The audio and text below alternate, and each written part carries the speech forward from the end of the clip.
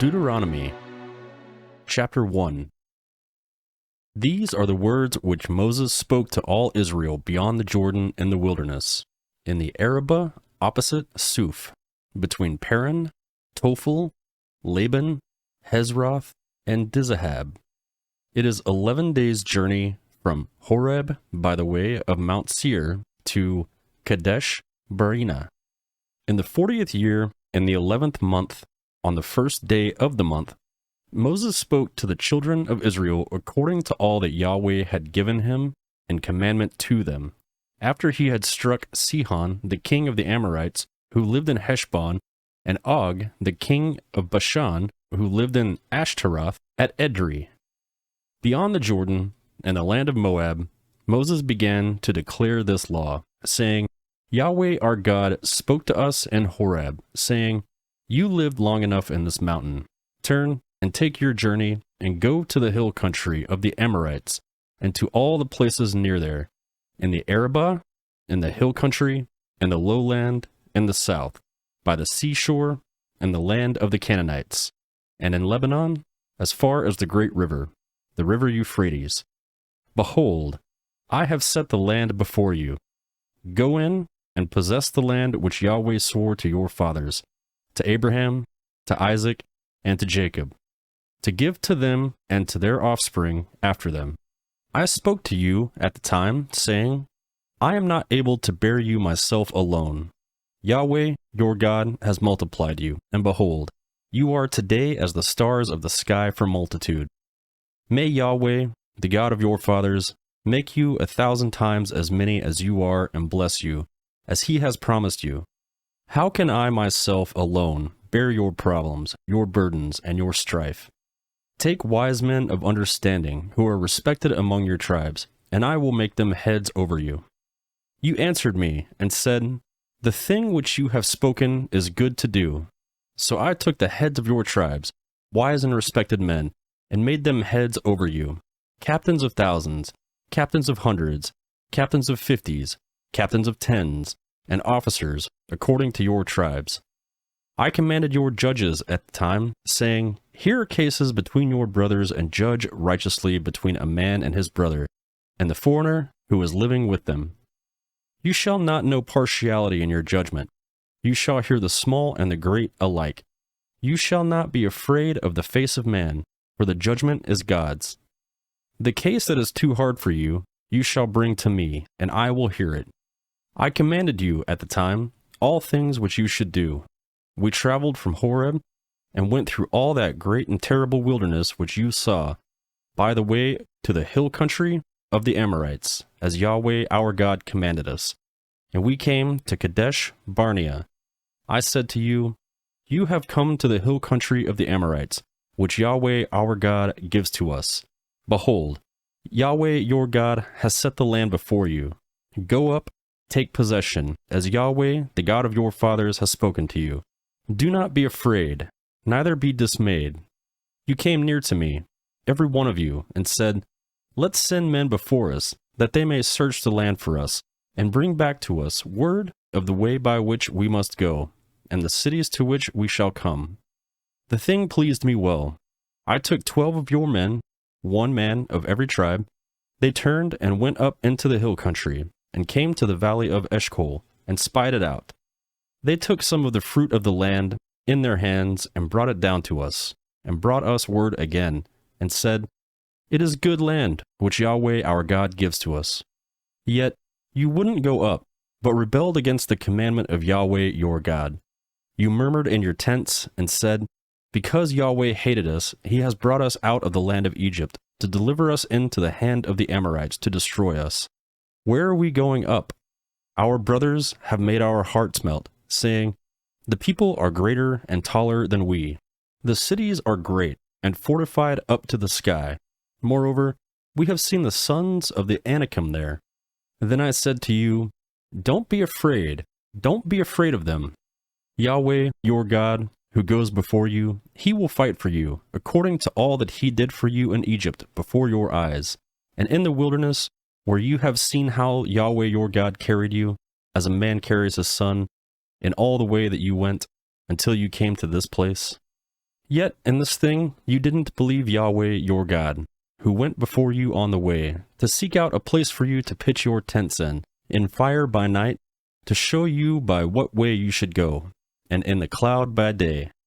Yahweh heard the voice of your words and was angry, and swore, saying, Surely not one of these men in this evil generation shall see the good land which I swore to give to your fathers, except Caleb, the son of Jephunneh. He shall see it. I will give the land that he has trodden on to him and to his children, because he has wholly followed Yahweh. Also Yahweh was angry with me for your sakes, saying, You also shall not go in there. Joshua, the son of Nun, who stands before you, shall go in there. Encourage him, for he shall cause Israel to inherit it. Moreover, your little ones, whom you said would be captured or killed, your children, who today have no knowledge of good or evil, shall go in there. I will give it to them, and they shall possess it. But as for you, turn, and take your journey into the wilderness by the way of the Red Sea. Then you answered and said to me, We have sinned against Yahweh. We will go up and fight, according to all that Yahweh our God commanded us. Every man of you put on his weapon of war, and presume to go up into the hill country. Yahweh said to me, Tell them, Don't go up and don't fight, for I am not among you, lest you be struck before your enemies. So I spoke to you, and you didn't listen, but you rebelled against the commandment of Yahweh, and were presumptuous, and went up into the hill country. The Amorites, who lived in that hill country, came out against you and chased you as bees do, and beat you down in Seir, even to Hormah. You returned and wept before Yahweh, but Yahweh didn't listen to your voice, nor turn his ear to you. So you stayed in Kadesh many days, according to the days that you remained. Deuteronomy chapter 2. Then we turned and took our journey into the wilderness by the way to the Red Sea, as Yahweh spoke to me, and we encircled Mount Seir many days.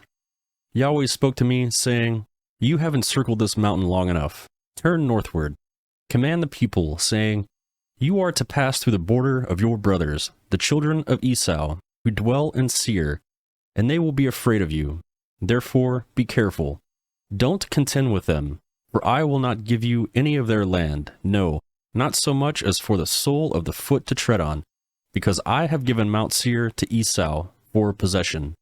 You shall purchase food from them for money, that you may eat.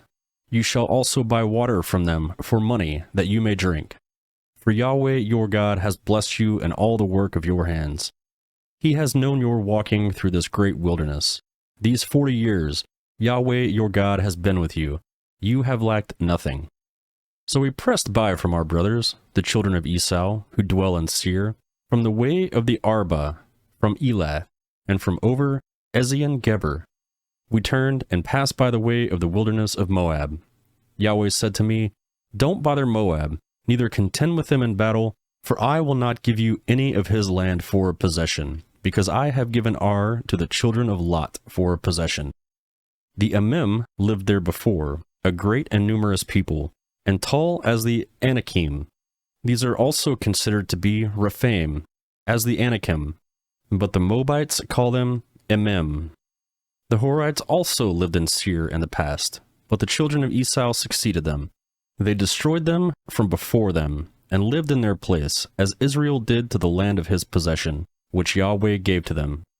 Now rise up and cross over the brook Zered. We went over the brook Zered. The days in which we came from Kadesh Barnea until we had come over the brook Zered were 38 years, until all the generation of men of war were consumed from the middle of the camp, as Yahweh swore to them. Moreover, Yahweh's hand was against them, to destroy them from the middle of the camp, until they were consumed. So when all the men of war were consumed and dead from among the people, Yahweh spoke to me and said, You are to pass over Ar, the border of Moab today. When you come near the border of the children of Ammon, don't bother them, nor contend with them, for I will not give you any of the land of the children of Ammon for possession, because I have given it to the children of Lot for a possession. That is also considered a land of Rephaim. Rephaim lived there in the past, but the Ammonites called them Zamzamim, a great people, many and tall, as the Anakim. But Yahweh destroyed them from before Israel, and they succeeded them, and lived in their place, as he did for the children of Esau who dwell in Seir, when he destroyed the Horites from before them, and they succeeded them, and lived in their place even to this day.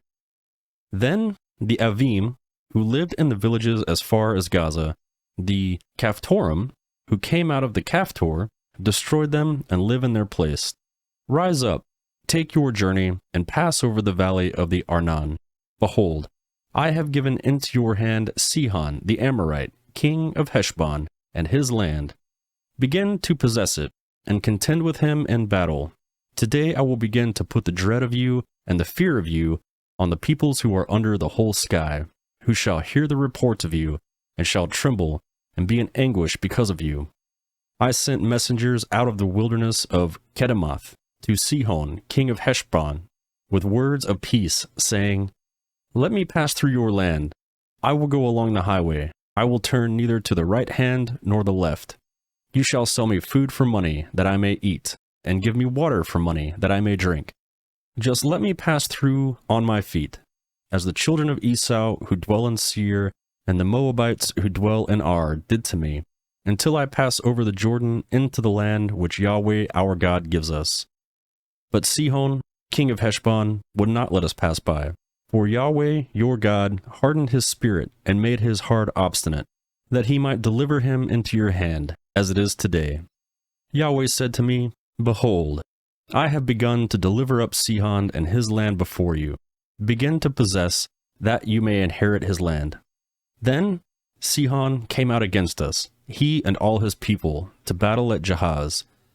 Yahweh, our God, delivered him up before us, and we struck him, his sons, and all his people. We took all his cities at that time, and utterly destroyed every inhabited city, with the women and the little ones. We left no one remaining. Only the livestock we took for plunder for ourselves, with the plunder of the cities which we had taken. From Arar, which is on the edge of the valley of Arnon, and the city that is in the valley, even to Gilead, there was not a city too high for us. Yahweh, our God, delivered up all before us. Only to the land of the children of Ammon you didn't come near, all the banks of the river Jabbok, and the cities of the hill country, and wherever Yahweh, our God, forbade us. Deuteronomy, chapter 3. Then we turned, and went up by the way of Bashan. Og, the king of Bashan, came out against us, he and all his people, to battle at Edrei. Yahweh said to me, Don't fear him, for I have delivered him, with all his people and his land, into your hand. You shall do to him as you did to Sihon, king of the Amorites, who lived at Heshbon. So Yahweh our God delivered into our hand Og, the king of Bashan, and all his people. We struck him until no one was left to him remaining. We took all his cities at the time. There was not a city in which we didn't take from them. 60 cities, all the region of Argob, the kingdom of Og and Bashan. All these were cities fortified with high walls, gates, and bars, in addition to many villages without walls. We utterly destroyed them, as we did to Sihon, king of Heshbon, utterly destroying any inhabited city, with the women and the little ones. But all the livestock and the plunder of the cities we took for plunder for ourselves. We took the land at the time out of the hand of the 2 kings of the Amorites, who were beyond the Jordan, from the valley of the Arnon to Mount Hermon. The Sidonians call Hermon Sirion, and the Amorites call it Senir. We took all the cities of the plain, and all Gilead, and all Bashan, to Salcah and Edrei, cities of the kingdom of Og and Bashan. For only Og, king of Bashan, remained of the remnant of the Rephaim. Behold, his bedstead was a bedstead of iron. Isn't it in Rabbah of the children of Ammon? 9 cubits was its length, and 4 cubits its width, after the cubit of a man. This land we took in possession at that time, from Arar, which is by the valley of the Arnon, and half the hill country of Gilead, with its cities. I gave to the Reubenites, and the Gadites, and the rest of Gilead, and all of Bashan, the kingdom of Og. I gave to the half-tribe of Manasseh all the region of Argob, even all Bashan. The same is called the land of Rephaim. Jair, the son of Manasseh, took all the region of Argob, to the border of the Geshurites and the Maccathites, and called them even Bashan, after his own name, Havoth Jair, to this day.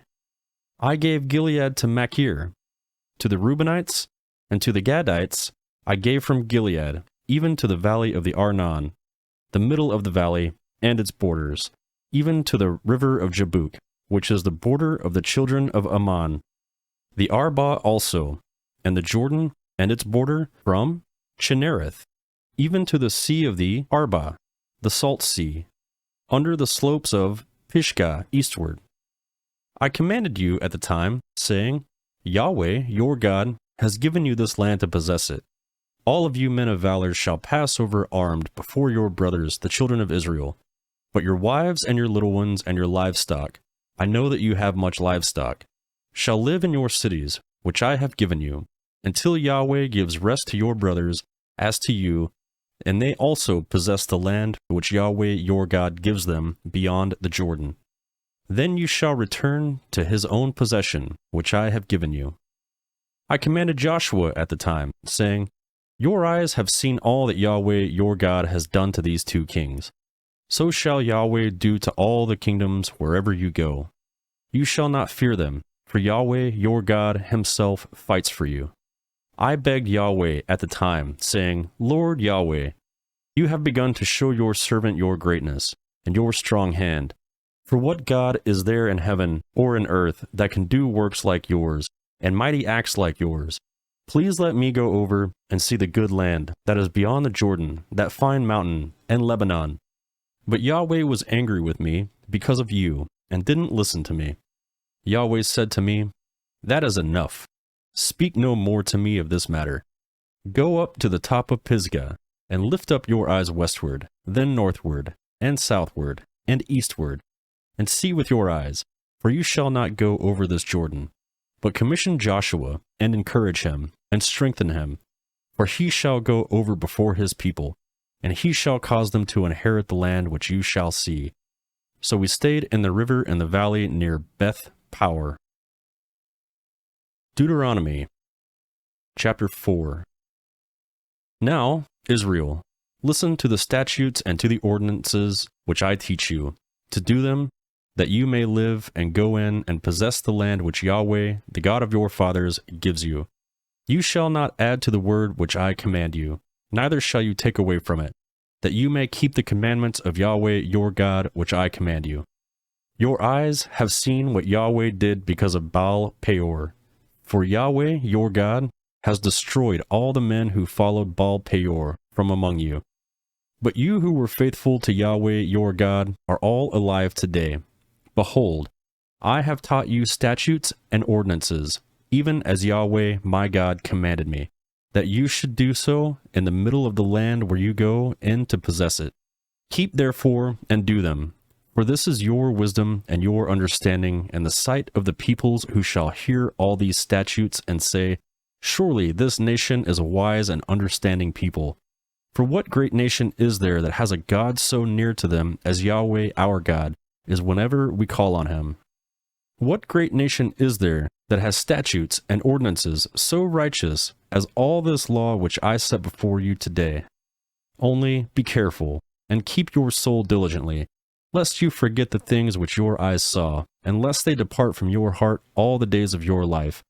But make them known to your children, and your children's children, the day that you stood before Yahweh your God in Oreb, when Yahweh said to me, Assemble the people to me, and I will make them hear my words, that they may learn to fear me all the days that they live on earth, and that they may teach their children.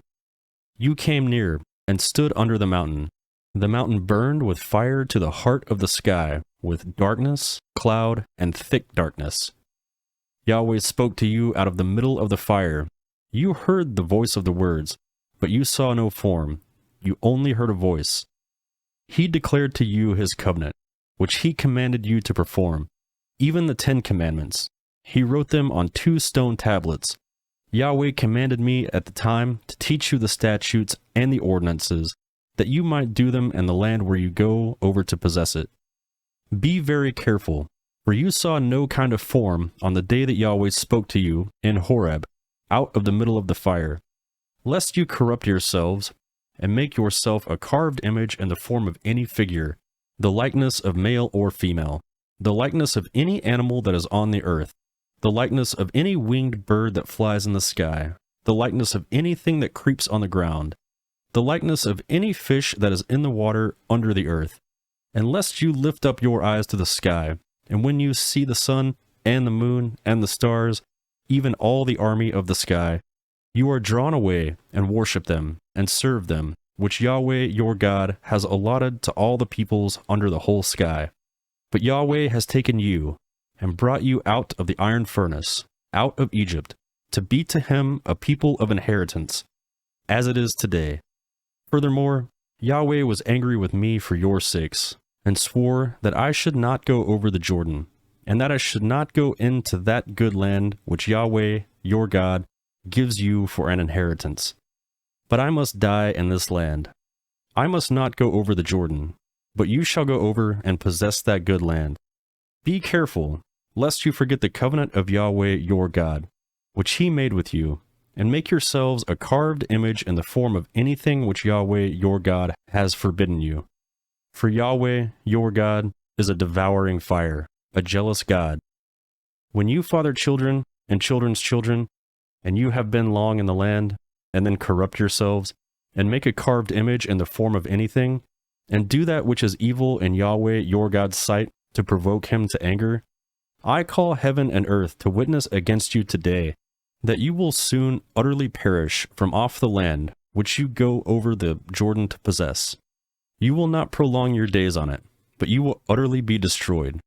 Yahweh will scatter you among the people, and you will be left few in number among the nations where Yahweh will lead you. There you will serve gods, the work of men's hands, wood and stone, which neither see, nor hear, nor eat, nor smell. But from there you shall seek Yahweh your God, and you will find him when you search after him with all your heart and with all your soul. When you are in oppression, and all things have come on you, in the latter days you shall return to Yahweh your God and listen to his voice. For Yahweh your God is a merciful God. He will not fail you, nor destroy you, nor forget the covenant of your fathers which he swore to them. For ask now the days that are past, which were before you, since the day that God created man on earth, and from the one end of the sky to the other, whether there has been anything as great as this thing is, or has been heard like it. Did a people overhear the voice of God speaking out of the middle of the fire, as you have heard and live? Or has God tried to go and take a nation for himself from among another nation, by trials, by signs, by wonders, by war, by a mighty hand, by an outstretched arm, and by great terrors, according to all that Yahweh your God did for you in Egypt before your eyes? It was shown to you, so that you might know that Yahweh is God. There is no one else besides him. Out of heaven he made you hear his voice, that he might instruct you. On earth he has made you to see his great fire, and you heard his words out of the middle of the fire. Because he loved your fathers, therefore he chose their offspring after them, and brought you out with his presence, with his great power, out of Egypt, to drive out nations from before you, greater and mightier than you, to bring you in, to give you their land for an inheritance, as it is today. Know, therefore, today, and take it to heart, that Yahweh himself is God in heaven, above and on the earth beneath. There is no one else. You shall keep his statutes and his commandments, which I command to you today, that it may go well with you, and with your children after you, that you may prolong your days in the land which Yahweh your God gives you for all time. Then Moses set apart 3 cities beyond the Jordan, toward the sunrise, that the manslayer might flee there, who kills his neighbor unintentionally and didn't hate him in time past, and that fleeing to one of these cities he might live. Bezer in the wilderness, in the plain country, for the Reubenites, and Ramoth and Gilead for the Gadites, and Golan and Bashan for the Manassites. This is the law which Moses set before the children of Israel. These are the testimonies, and the statutes, and the ordinances which Moses spoke to the children of Israel when they came out of Egypt, beyond the Jordan, in the valley opposite Beth Power, in the land of Sihon, king of the Amorites, who lived in Heshbon, whom Moses and the children of Israel struck when they came out of Egypt. They took possession of his land and the land of Og, king of Bashan, the two kings of the Amorites, who were beyond the Jordan towards the sunrise, from Aroer, which is on the edge of the valley of the Arnon, even to Mount Zion, also called Hermon, and all the Arba beyond the Jordan eastward, even to the sea of the Arba, under the slopes of Pisgah. Deuteronomy chapter 5. Moses called to all Israel and said to them, Hear, Israel, the statutes and ordinances which I speak into your ears today, that you may learn them and observe to do them. Yahweh, our God, made a covenant with us in Oreb. Yahweh didn't make this covenant with our fathers, but with us, even us, who are all of us here alive today. Yahweh spoke with you, face to face, on the mountain out of the middle of the fire. I stood between Yahweh and you at the time, to show you Yahweh's words. For you were afraid because of the fire, and didn't go up onto the mountain, saying, I am Yahweh, your God, who brought you out of the land of Egypt, out of the house of bondage. You shall have no other gods before me. You shall not make a carved image of yourself, any likeness of what is in heaven above, or what is in the earth beneath, or that is in the water under the earth. You shall not bow yourself down to them, nor serve them, for I, Yahweh your God, am a jealous God, visiting the iniquity of the fathers on the children, and on the third and on the fourth generation of those who hate me, and showing loving kindness to thousands of those who love me and keep my commandments. You shall not misuse the name of Yahweh your God, for Yahweh will not hold him guiltless who misuses his name. Observe the Sabbath day, to keep it holy, as Yahweh your God commanded you. You shall labor 6 days, and do all your work, but the seventh day is a Sabbath to Yahweh your God, in which you shall do no work, neither you, nor your son, nor your daughter, nor your male servant, nor your female servant, nor your ox, nor your donkey, nor any of your livestock, nor your stranger who is within your gates, that your male servant and your female servant may rest as well as you. You shall remember that you were a servant in the land of Egypt, and Yahweh, your God, brought you out of there by a mighty hand and by an outstretched arm. Therefore, Yahweh, your God, commanded you to keep the Sabbath day. Honor your father and your mother, as Yahweh, your God, commanded you, that your days may be long, and that it may go well with you in the land which Yahweh, your God, gives you. You shall not murder. You shall not commit adultery. You shall not steal. You shall not give false testimony against your neighbor. You shall not covet your neighbor's wife. Neither shall you desire your neighbor's house, his field, or his male servant, or his female servant, his ox, or his donkey, or anything that is your neighbor's. Yahweh spoke these words to all your assembly on the mountain out of the middle of fire, of the cloud, and of the thick darkness with a great voice. He added no more. He wrote them on 2 stone tablets and gave them to me. When you heard the voice out of the middle of the darkness, while the mountain was burning with fire, you came near me, even all the heads of your tribes and your elders, and you said, Behold, Yahweh, our God, has shown us his glory and his greatness, and we have heard his voice out of the middle of the fire. We have seen today that God does speak with man, and he lives. Now, therefore, why should we die? For this great fire will consume us. If we hear Yahweh our God's voice any more, then we shall die. For who is there of all flesh who has heard the voice of the living God speaking out of the middle of the fire, as we have, and lived? Go near, and hear all that Yahweh our God shall say, and tell us all that Yahweh our God tells you, and we will hear it, and do it. Yahweh heard the voice of your words, and when you spoke to me, and Yahweh said to me, I have heard the voice of the words of the people, which they have spoken to you. They have well said all that they have spoken. Oh, that there are such a heart in them, and that they would fear me, and keep all my commandments always, that it might be well with them, and with their children forever. Go tell them, return to your tents. But as for you, stand here by me, and I will tell you all the commandments, and the statutes, and the ordinances, which you shall teach them, that they may do them in the land which I give them to possess. You shall observe to do therefore as Yahweh your God has commanded you. You shall not turn away to the right hand or to the left. You shall walk in all the way which Yahweh your God has commanded you, that you may live, and that it may be well with you, and that you may prolong your days in the land which you shall possess. Deuteronomy, chapter 6. Now these are the commandments, the statutes, and the ordinances which Yahweh your God commanded to teach you, that you might do them in the land that you go over to possess, that you might fear Yahweh your God, to keep all his statutes and his commandments, which I command you, your son, and your son's son, all the days of your life, and that your days may be prolonged. Hear, therefore, Israel, and observe to do it, that it may be well with you, and that you may increase mightily, as Yahweh, the God of your fathers, has promised to you, in the land flowing with milk and honey.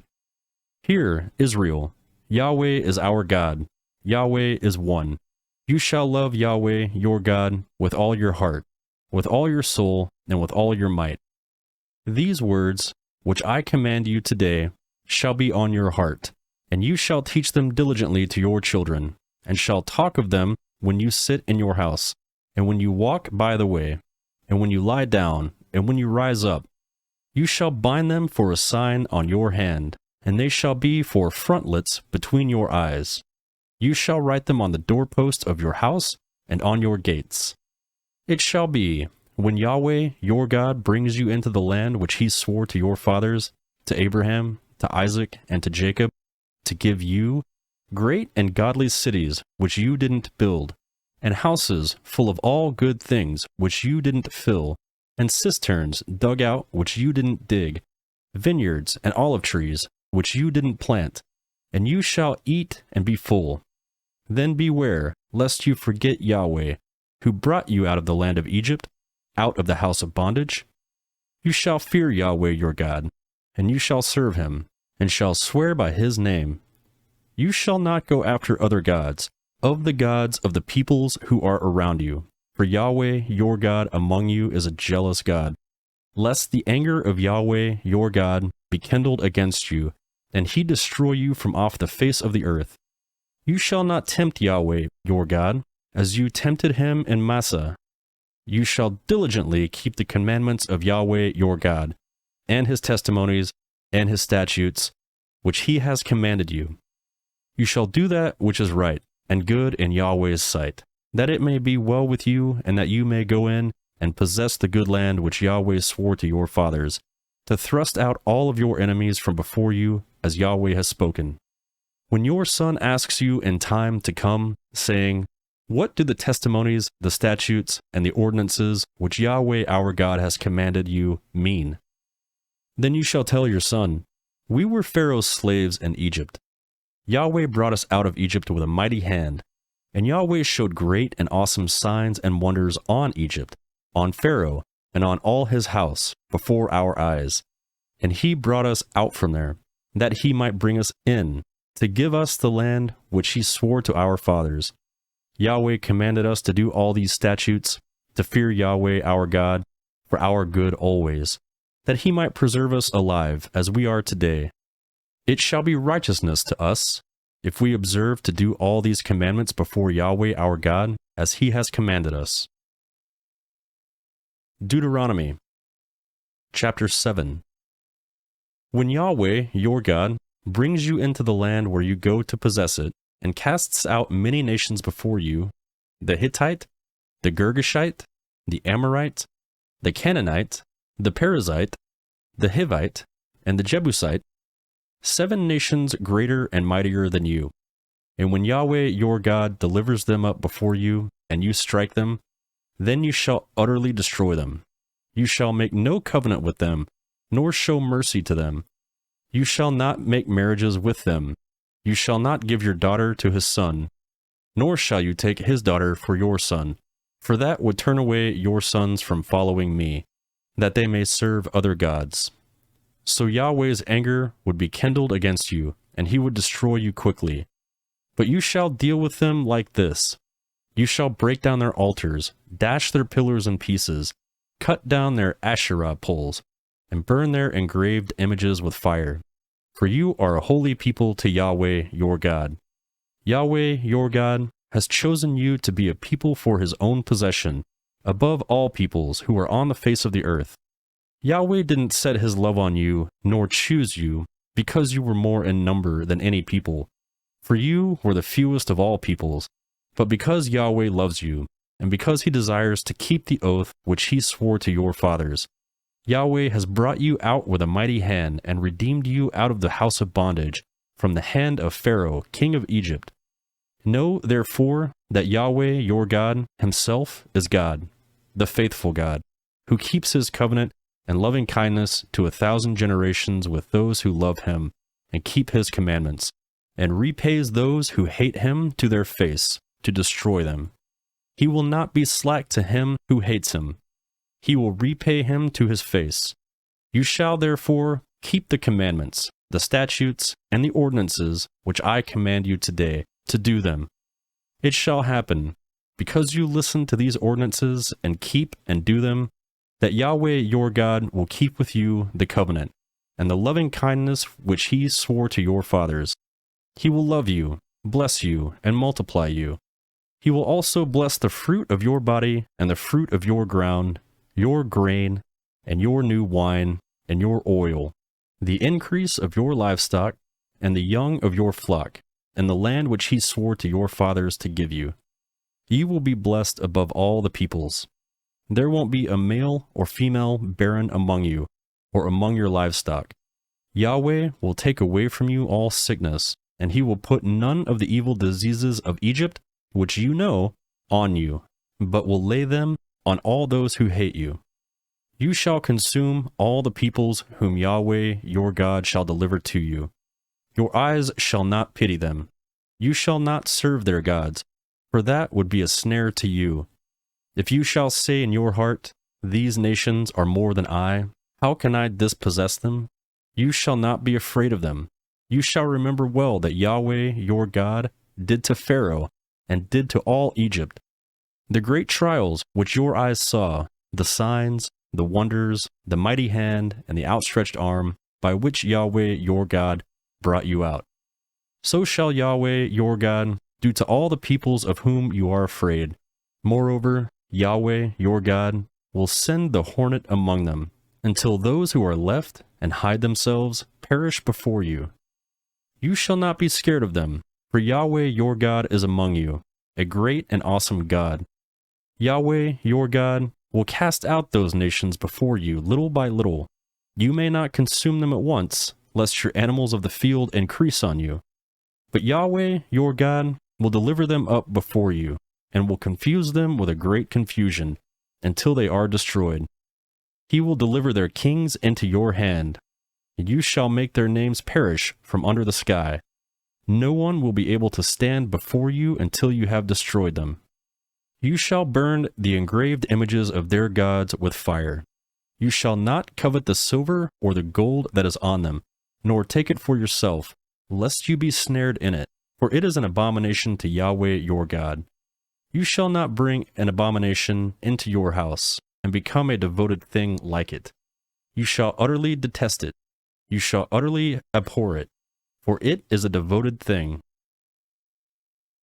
Deuteronomy chapter 8. You shall observe to do all the commandments which I command you today, that you may live, and multiply, and go in and possess the land which Yahweh swore to your fathers. You shall remember all the ways which Yahweh your God has led you these 40 years in the wilderness, that he might humble you, to test you, to know what was in your heart, whether you would keep his commandments or not. He humbled you, allowed you to be hungry, and fed you with manna, which you didn't know, neither did your fathers know, that he might teach you that man does not live by bread only, but man lives by every word that proceeds out of Yahweh's mouth. Your clothing didn't grow old on you, neither did your feet swell, these 40 years. You shall consider in your heart that as a man disciplines his son, so Yahweh your God disciplines you. You shall keep the commandments of Yahweh your God, to walk in his ways and to fear him. For Yahweh your God brings you into a good land, a land of brooks of water, of springs, and underground water flowing into valleys and hills, a land of wheat, barley, vines, fig trees, and pomegranates, a land of olive trees and honey, a land in which you shall eat bread without scarcity. You shall not lack anything in it, a land whose stones are iron, and out of whose hills you may dig copper. You shall eat and be full, and you shall bless Yahweh your God for the good land which he has given you. Beware, lest you forget Yahweh your God, in not keeping his commandments, his ordinances, and his statutes, which I command you today. When you have eaten and are full, and have built fine houses and lived in them, and when your herds and your flocks multiply, and your silver and your gold is multiplied, and all that you have is multiplied, then your heart might be lifted up, and that you forget Yahweh your God, who brought you out of the land of Egypt, out of the house of bondage, who led you through the great and terrible wilderness, with venomous snakes and scorpions, and thirsty ground where there was no water, who poured water for you out of the rock of flint, who fed you in the wilderness with manna, which your fathers didn't know, that he might humble you, and that he might prove you, to do you good at your latter end. And lest you say in your heart, my power and the might of my hand has gotten me this wealth. But you shall remember Yahweh, for it is he who gives you the power to get wealth, that he may establish his covenant which he swore to your fathers, as it is today. It shall be, if you shall forget Yahweh your God, and walk after other gods, and serve them and worship them, I testify against you that you shall surely perish, and the nations that Yahweh makes to perish before you, so you shall perish, because you wouldn't listen to Yahweh your God's voice. Deuteronomy chapter 9. Hear, Israel, you are to pass over the Jordan today, to go in to depossess nations greater and mightier than yourself, cities great and fortified up to the sky, a people great and tall, the sons of Anakim, whom you know, and of whom you have heard say, who can stand before the sons of Anak? Know therefore today that Yahweh your God is he who goes over before you as a devouring fire. He will destroy them, and he will bring them down before you. So you shall drive them out and make them perish quickly, as Yahweh has spoken to you.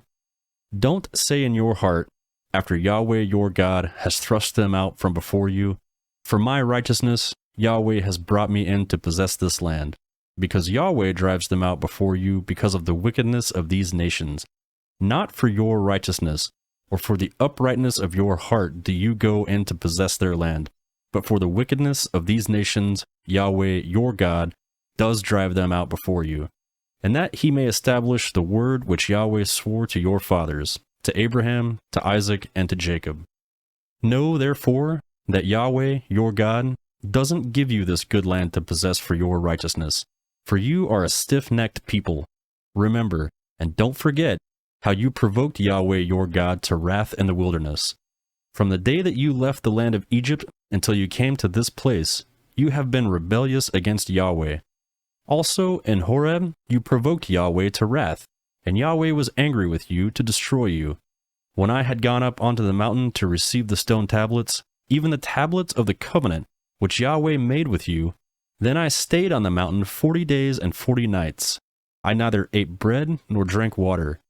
Yahweh delivered to me the 2 stone tablets written with God's finger.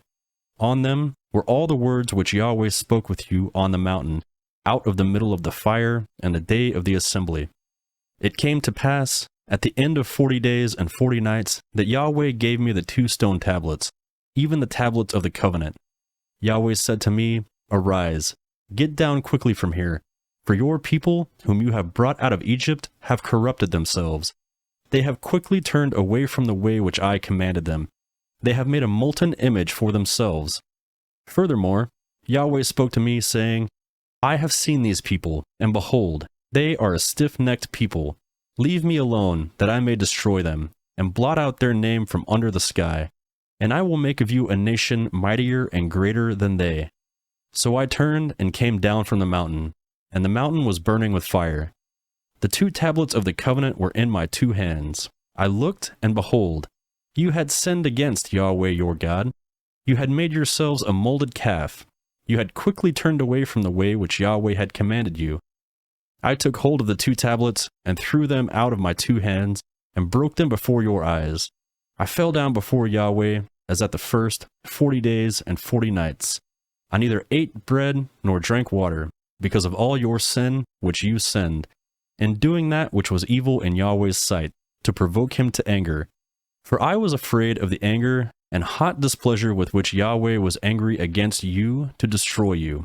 But Yahweh listened to me that time also. Yahweh was angry enough with Aaron to destroy him.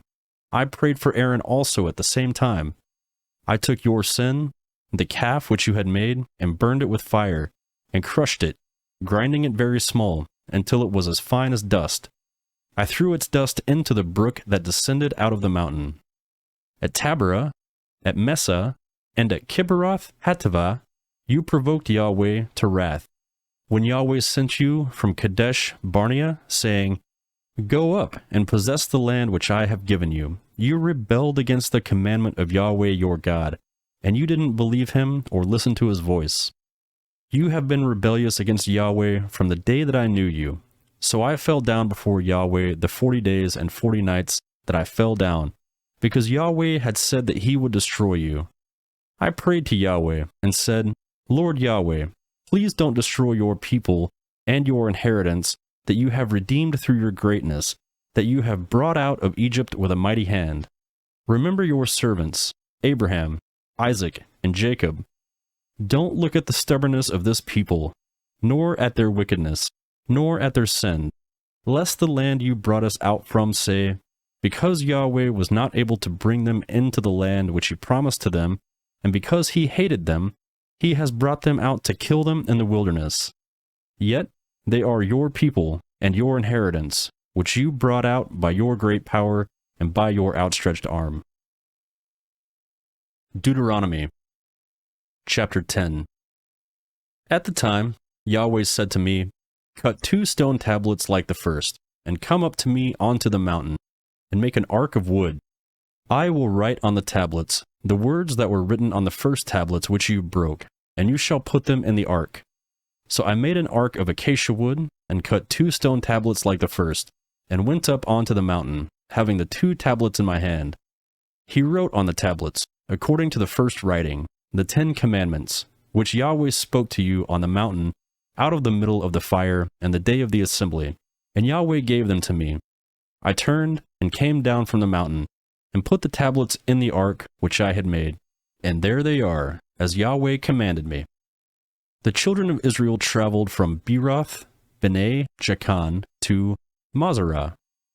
There Aaron died, and there he was buried, and Eleazar his son ministered in the priest's office in his place. From there they traveled to Gudgodah, and from Gudgodah to Jotbatha, a land of brooks of water. At the time, Yahweh set apart the tribe of Levi to bear the ark of Yahweh's covenant, to stand before Yahweh to minister to him, and to bless his name to this day. Therefore, Levi has no portion nor inheritance with his brothers. Yahweh is his inheritance, according as Yahweh your God spoke to him. I stayed on the mountain, as at the first time, 40 days and 40 nights, and Yahweh listened to me that time also.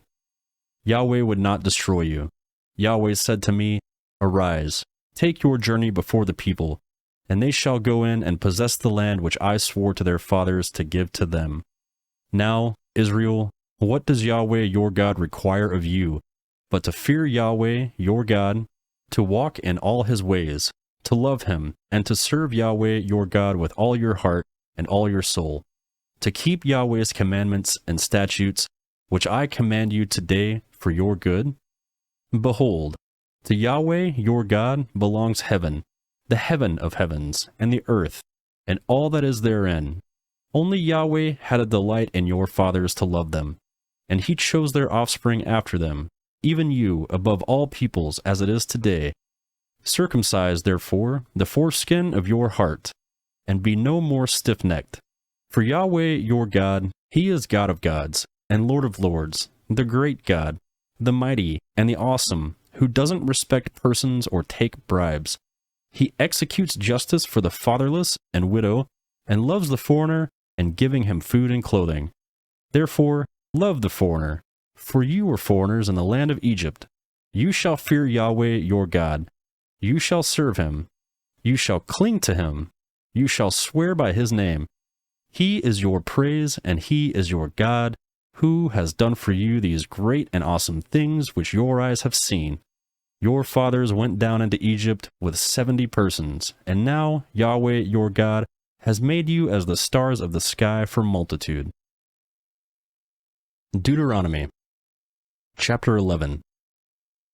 Therefore you shall love Yahweh, and keep his instructions, his statutes, his ordinances, and his commandments always.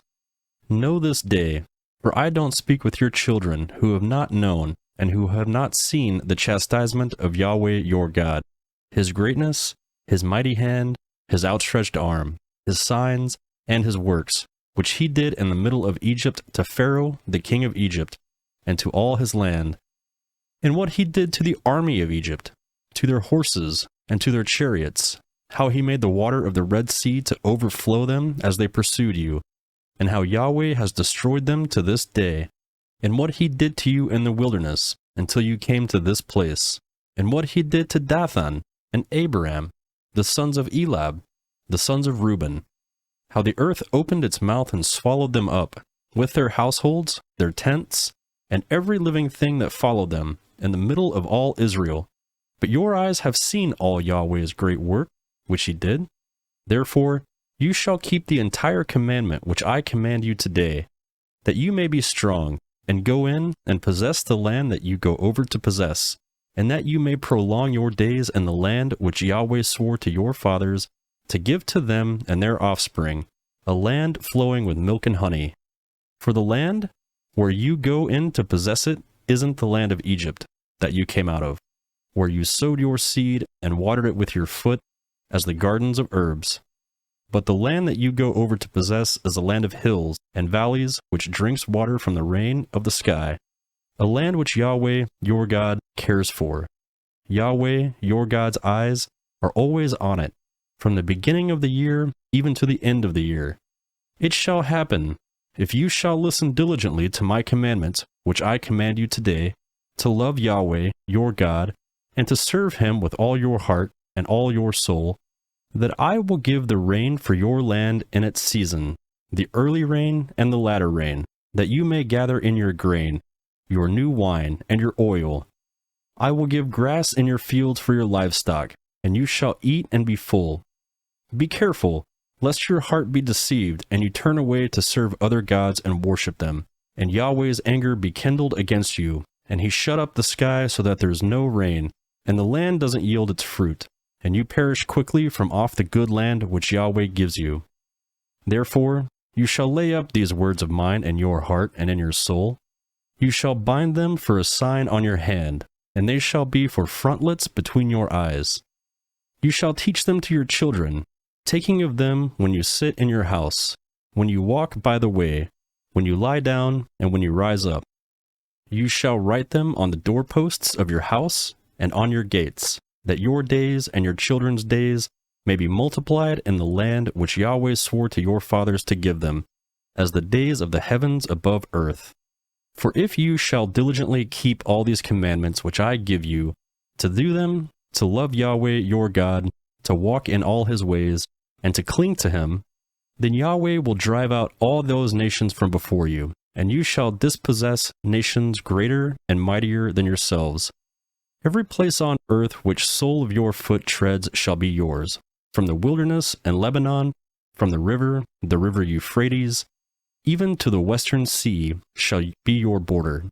No man will be able to stand before you.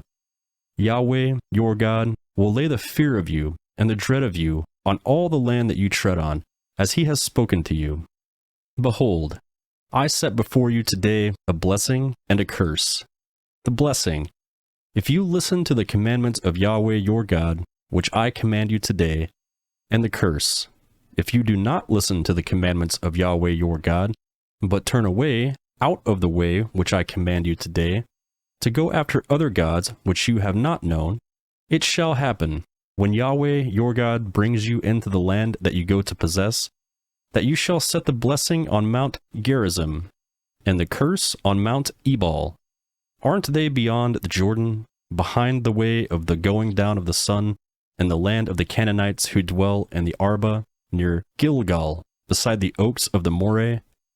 For you are to pass over the Jordan, to go in to possess the land which Yahweh your God gives you, and you shall possess it and dwell in it. You shall observe to do all the statutes and the ordinances which I set before you today. Deuteronomy chapter 12. These are the statutes and the ordinances which you shall observe to do in the land which Yahweh, the God of your fathers, has given to you to possess all the days that you live on the earth. You shall surely destroy all the places in which the nations that you shall dispossess served their gods, on the high mountains, and on the hills, and under every green tree. You shall break down their altars, dash their pillars to pieces, and burn their Asherah poles with fire. You shall cut down the engraved images of their gods. You shall destroy their name out of that place. You shall not do so to Yahweh your God, but to the place which Yahweh your God shall choose out of all of your tribes, to put his name there. You shall seek his habitation, and you shall come there.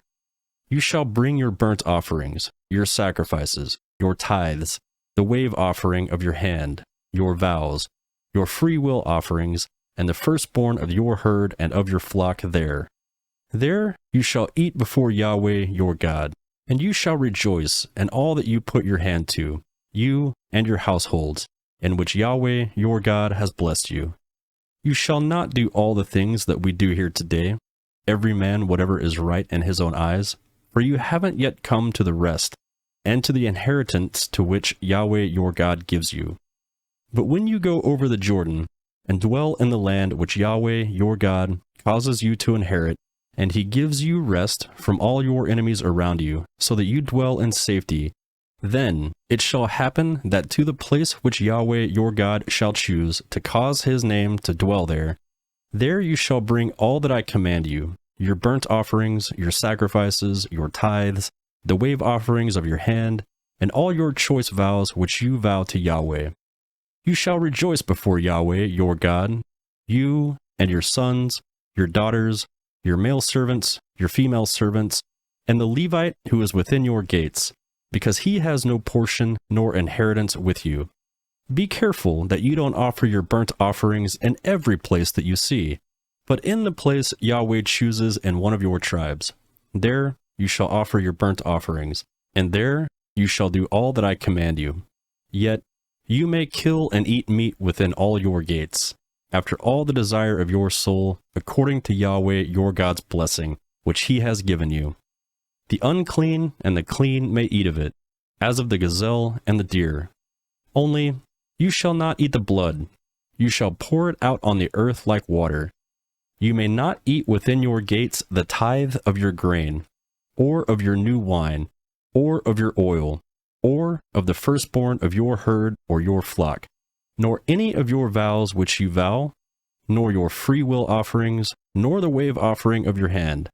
But you shall eat them before Yahweh your God, in the place which Yahweh your God shall choose. You, your son, your daughter, your male servant, and your female servant, and the Levite who is within your gates. You shall rejoice before Yahweh your God, in all that you put your hand to. Be careful that you don't forsake the Levite as long as you live in your land. When Yahweh your God enlarges your border, as he has promised you, and you say, I want to eat meat, because your soul desires to eat meat, you may eat meat after all the desire of your soul. If the place which Yahweh your God shall choose to put his name is too far from you, then you shall kill of your herd and of your flock, which Yahweh has given you, as I have commanded you, and you may eat within your gates, after all the desire of your soul, even as the gazelle and as the deer is eaten, so you shall eat of it. The unclean and the clean may eat of it alike. Only be sure that you don't eat the blood, for the blood is the life. You shall not eat the life within the meat. You shall not eat it. You shall pour it on the earth like water. You shall not eat it, that it may go well with you and with your children after you, when you do that which is right in Yahweh's eyes. Only your holy things which you have, and your vows, you shall take and go to the place which Yahweh shall choose. You shall offer your burnt offerings, the meat and the blood, on Yahweh your God's altar. The blood of your sacrifices shall be poured out on Yahweh your God's altar, and you shall eat the meat. Observe and hear all these words which I command you, that it may go well with you and with your children after you forever, when you do that which is good and right in Yahweh your God's eyes. When Yahweh your God cuts off the nations from before you, where you go in to dispossess them, and you dispossess them and dwell in their land, be careful that you are not ensnared to follow them after they are destroyed from before you, and that you not inquire after their gods, saying, how do these nations serve their gods? I will do likewise. You shall not do so to Yahweh your God. For every abomination to Yahweh which he hates, they have done to their gods. For they even burn their sons and daughters in the fire to their gods. Whatever thing I command you, that you shall observe to do. You shall not add to it, nor take away from it. Deuteronomy, chapter 13. If a prophet or dreamer of dreams arises among you, and he gives you a sign or wonder, and the sign or the wonder comes to pass, of which he spoke to you, saying, let's go after other gods, which you have not known, and let's serve them, you shall not listen to the words of that prophet, or to that dreamer of dreams, for Yahweh your God is testing you, to know whether you love Yahweh your God with all your heart and with all your soul. You shall walk after Yahweh your God, fear him, keep his commandments and obey his voice. You shall serve him and cling to him. That prophet or that dreamer of dreams shall be put to death, because he has spoken rebellion against Yahweh your God, who brought you out of the land of Egypt and redeemed you out of the house of bondage, to draw you aside out of the way which Yahweh your God commanded you to walk in. So you shall remove the evil from among you. If your brother, the son of your mother, or your son, or your daughter, or the wife of your bosom, or your friend who is as your soul, entices you secretly, saying, let's go and serve other gods, which you have not known, you nor your fathers, of the gods of the peoples who are around you, near to you, or far off from you, from the one end of the earth even to the other end of the earth, you shall not consent to him, nor listen to him. Neither shall your eye pity him, neither shall you spare, neither shall you conceal him, but you shall surely kill him. Your hand shall be the first on him, to put him to death, and afterwards the hands of all the people. You shall stone him to death with stones, because he has sought to draw you away from Yahweh, who brought you out of the land of Egypt, out of the house of bondage. All Israel shall hear and fear, and shall not do any more wickedness like this among you. If you hear about one of your cities, which Yahweh your God gives you to dwell there, that certain wicked fellows have gone out from among you, and have drawn away the inhabitants of their city, saying, let's go and serve other gods, which you have not known, then you shall inquire, investigate, and ask diligently. Behold, if it is true, and the thing certain, that such abomination was done among you, you shall surely strike the inhabitants of that city with the edge of the sword, destroying it utterly, with all that is therein, and its livestock, with the edge of the sword. You shall gather all its plunder into the midst of the streets, and shall burn with fire the city, with all its plunder, to Yahweh your God. It shall be a heap forever. It shall not be built again. Nothing of the devoted thing shall cling to your hand, that Yahweh may turn from the fierceness of his anger and show you mercy, and have compassion on you and multiply you. as he has sworn to your fathers, when you listen to Yahweh your God's voice, to keep all his commandments which I command you today, to do that which is right in Yahweh your God's eyes. Deuteronomy chapter 14. You are the children of Yahweh your God. You shall not cut yourselves, nor make any baldness between your eyes for the dead. For you are a holy people to Yahweh your God, and Yahweh has chosen you to be a people for his own possession, above all peoples who are on the face of the earth. You shall not eat any abominable thing. These are the animals which you may eat: the ox, the sheep, the goat, the deer, the gazelle, the roebuck, the wild goat, the ibex, the antelope, and the cameos. Every animal that parts the hoof, and has the hoof split in two, and chews the cud, among the animals you may eat. Nevertheless, these you shall not eat of them that chew the cud, or of those who have split hoof, the camel, the hare, and the rabbit. Because they chew the cud, but don't part the hoof, they are unclean to you. The pig, because it has a split hoof, but doesn't chew the cud, is unclean to you. You shall not eat their meat. You shall not touch their carcasses. These you may eat of all that are in the waters. You may eat whatever has fins and scales. You shall not eat whatever doesn't have fins and scales. It is unclean to you. Of all clean birds you may eat. But these are they of which you shall not eat: the eagle, the vulture, the osprey, the red kite, the falcon, the kite of any kind, every raven of any kind, the ostrich, the owl, the seagull, the hawk of any kind, the little owl, the great owl, the horned owl, the pelican, the vulture, the cormorant, the stork, the heron after its kind, the hoopoe, and the bat. All winged creeping things are unclean to you. They shall not be eaten. Of all clean birds you may eat. You shall not eat anything that dies of itself. You may give it to the foreigner living among you who is within your gates, that he may eat it, or you may sell it to a foreigner, for you are a holy people to Yahweh your God. You shall not boil a young goat in its mother's milk. You shall surely tithe all the increase of your seed, that which comes out of your field year by year. You shall eat before Yahweh your God, in the place which he chooses to cause his name to dwell, the tithe of your grain, of your new wine, and of your oil, and the firstborn of your herd and of your flock, that you may learn to fear Yahweh your God always. If the way is too long for you, so that you are not able to carry it, because the place which Yahweh your God shall choose to set his name there is too far for you, when Yahweh your God blesses you, then you shall turn it into money, bind up the money in your hand, and shall go to the place which Yahweh your God shall choose. You shall trade the money for whatever your soul desires, for cattle, or for sheep, or for wine, or for strong drink, or for whatever your soul asks of you. You shall eat there before Yahweh your God, and you shall rejoice, you and your household. You shall not forsake the Levite who is within your gates, for he has no portion nor inheritance with you.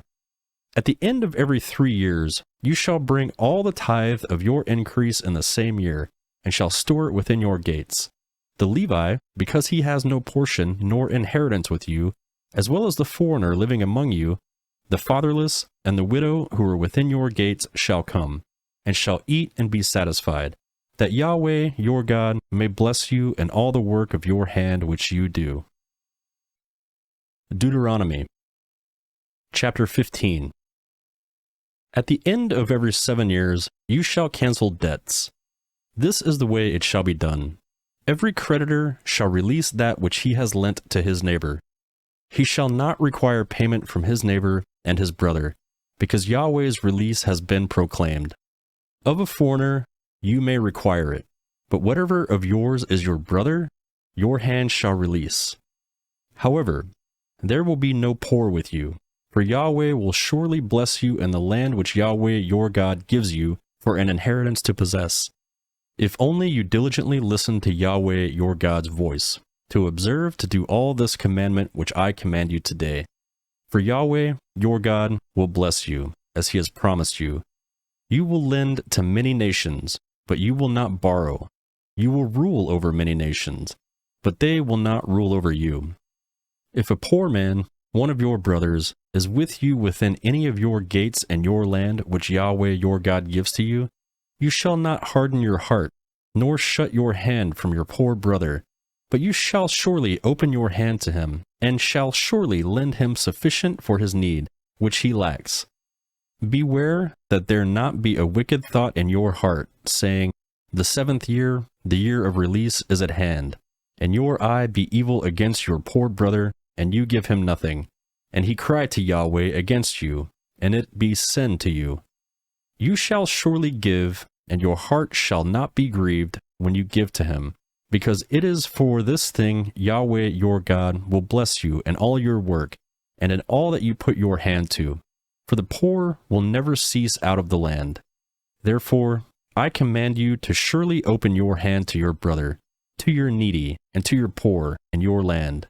If your brother, a Hebrew man or a Hebrew woman, is sold to you and serves you 6 years, then in the 7th year you shall let him go free from you. When you let him go free, you shall not let him go empty. You shall furnish him liberally out of your flock, out of your threshing floor, and out of your winepress. As Yahweh your God has blessed you, you shall give to him. You shall remember that you were a slave in the land of Egypt, and Yahweh your God redeemed you. Therefore, I command you this thing today. It shall be, if he tells you, I will not go out from you, because he loves you and your house, because he is well with you, then you shall take an awl, and thrust it through his ear to the door, and he shall be your servant forever. Also, to your female servant, you shall do likewise. It shall not seem hard to you when you let them go free from you, for he has doubled the value of a hired hand and has served you 6 years. Yahweh, your God, will bless you in all that you do. You shall dedicate all the firstborn males that are born out of your herd and of your flock to Yahweh, your God. You shall do no work with the firstborn of your herd, nor shear the firstborn of your flock. You shall eat it before Yahweh your God, year by year, in the place which Yahweh shall choose, you and your household. If it has any defect, is lame or blind, or has any defect whatever, you shall not sacrifice it to Yahweh your God, you shall eat it within your gates. The unclean and the clean shall eat it alike, as the gazelle and as the deer. Only you shall not eat its blood, you shall pour it out on the ground like water. Deuteronomy chapter 16. Observe the month of Abib, and keep the Passover to Yahweh your God. For in the month of Abib, Yahweh your God brought you out of Egypt by night. You shall sacrifice the Passover to Yahweh your God of the flock and the herd, in the place which Yahweh shall choose to cause his name to dwell there. You shall eat no leavened bread with it. You shall eat unleavened bread with it 7 days, even the bread of affliction. For you came out of the land of Egypt in haste, that you may remember the day when you came out of the land of Egypt all the days of your life. No yeast shall be seen with you in all your borders 7 days, neither shall any of the meat which you sacrifice the first day at evening, remaining all night until morning. You may not sacrifice the Passover within any of your gates which Yahweh your God gives you, but at the place which Yahweh your God shall choose to cause his name to dwell in. There you shall sacrifice the Passover at evening, at the going down of the sun, at the season that you came out of Egypt. You shall roast and eat it in the place which Yahweh your God chooses. In the morning you shall return to your tents. 6 days you shall eat unleavened bread. On the 7th day shall be a solemn assembly to Yahweh your God. You shall do no work. You shall count for yourselves 7 weeks. From the time you begin to put the sickle to the grain, you shall begin to count 7 weeks. You shall keep the feast of weeks to Yahweh your God as a tribute of the freewill offering of your hand, which you shall give according to how Yahweh your God blesses you.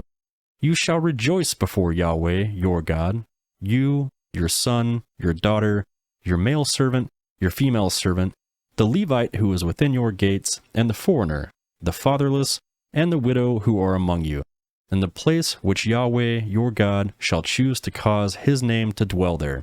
You shall remember that you were a slave in Egypt. You shall observe to do these statutes.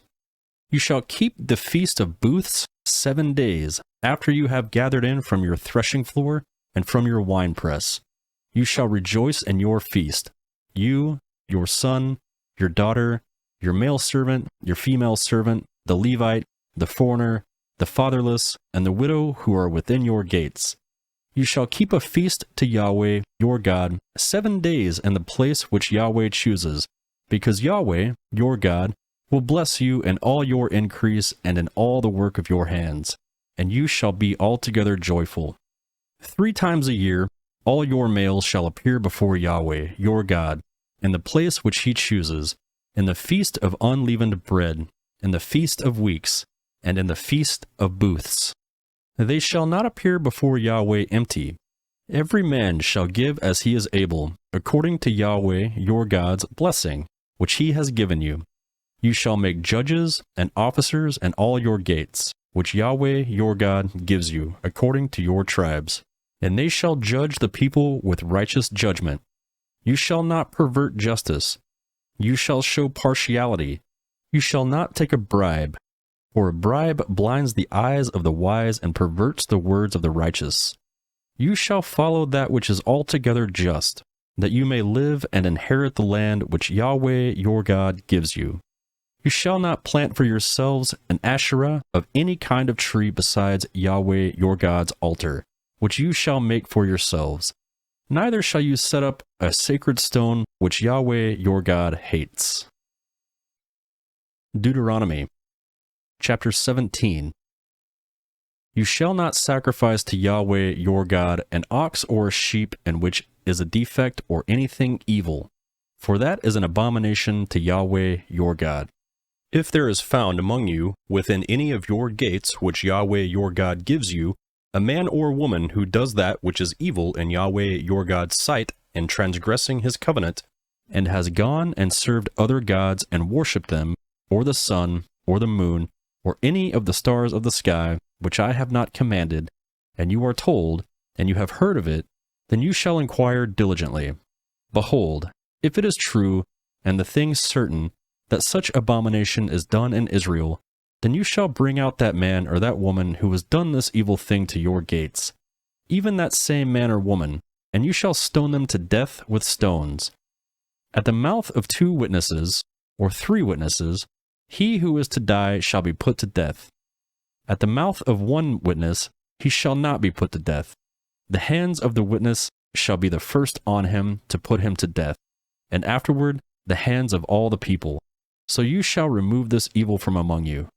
If there arises a matter too hard for you in judgment, between blood and blood, between plea and plea, and between stroke and stroke, being matters of controversy within your gates, then you shall arise, and go up to the place which Yahweh your God chooses. You shall come to the priest who are Levites, and to the judge who shall be in those days. You shall inquire, and they shall give you the verdict. You shall do according to the decisions of the verdict which they shall give you from that place which Yahweh chooses. You shall observe to do according to all that they shall teach you. According to the decisions of law which they shall teach you, and according to the judgment which they shall teach you, you shall do.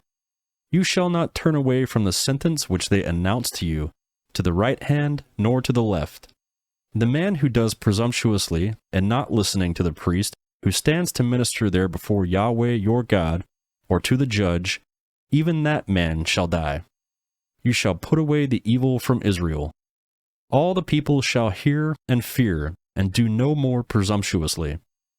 When you have come to the land which Yahweh your God gives you, and possesses it, and dwell in it, and say, I will set a king over me, like all the nations that are around me, you shall set him whom Yahweh your God chooses as king over yourselves. You shall set as king over you one from among your brothers. You may not put a foreigner over you, who is not your brother. Only he shall not multiply horses to himself, nor cause the people to return to Egypt, to the end that he may multiply horses, because Yahweh has said to you, You shall not go back that way again.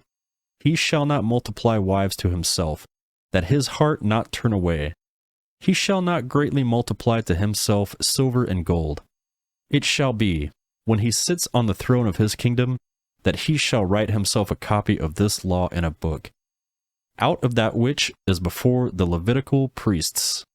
It shall be with him, and he shall read it from all the days of his life, that he may learn to fear Yahweh his God, to keep all the words of this law and those statutes, to do them, that his heart not be lifted up above his brothers, and that he is not turned away from the commandment to the right hand or to the left, to the end that he may prolong his days in his kingdom, he and his children in the middle of Israel. Deuteronomy chapter 18. The priests and the Levites, all the tribe of Levi, shall have no portion nor inheritance with Israel. They shall eat the offerings of Yahweh made by fire and his portion. They shall have no inheritance among their brothers. Yahweh is their inheritance, as he has spoken to them. This shall be the priest's due from the people, from those who offer a sacrifice, whether it be ox or sheep, that they shall give to the priest the shoulder, the 2 cheeks, and the inner parts. You shall give him the first fruits of your grain, of your new wine, and of your oil, and the first of the fleece of your sheep. For Yahweh your God has chosen him out of all your tribes to stand to minister in Yahweh's name, him and his sons forever. If a Levite comes from any of your gates out of all of Israel where he lives, and comes with all the desire of his soul to the place which Yahweh shall choose, then he shall minister in the name of Yahweh his God, as all his brothers the Levites do, who stand there before Yahweh. They shall have like portions to eat, in addition to that which comes from the sale of his family possessions. When you have come into the land which Yahweh your God gives you, you shall not learn to imitate the abomination of those nations. There shall not be found with you anyone who makes his son or daughter to pass through the fire, one who uses divination, one who tells fortunes, or an enchanter, or a sorcerer, or a charmer, or someone who consults with a familiar spirit, or a wizard, or a necromancer. For whoever does these things is an abomination to Yahweh. Because of these abominations, Yahweh, your God, drives them out in front of you. You shall be blameless with Yahweh, your God. For these nations that you shall dispossess, listen to those who practice sorcery and to diviners. But as for you, Yahweh, your God, has not allowed you to do so.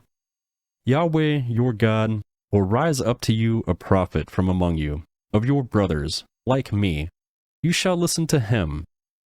This is according to all that you desired of Yahweh your God and Horeb in the day of the assembly, saying, Let me not hear again Yahweh my God's voice, neither let me see his great fire any more, that I not die. Yahweh said to me, They have well said that which they have spoken.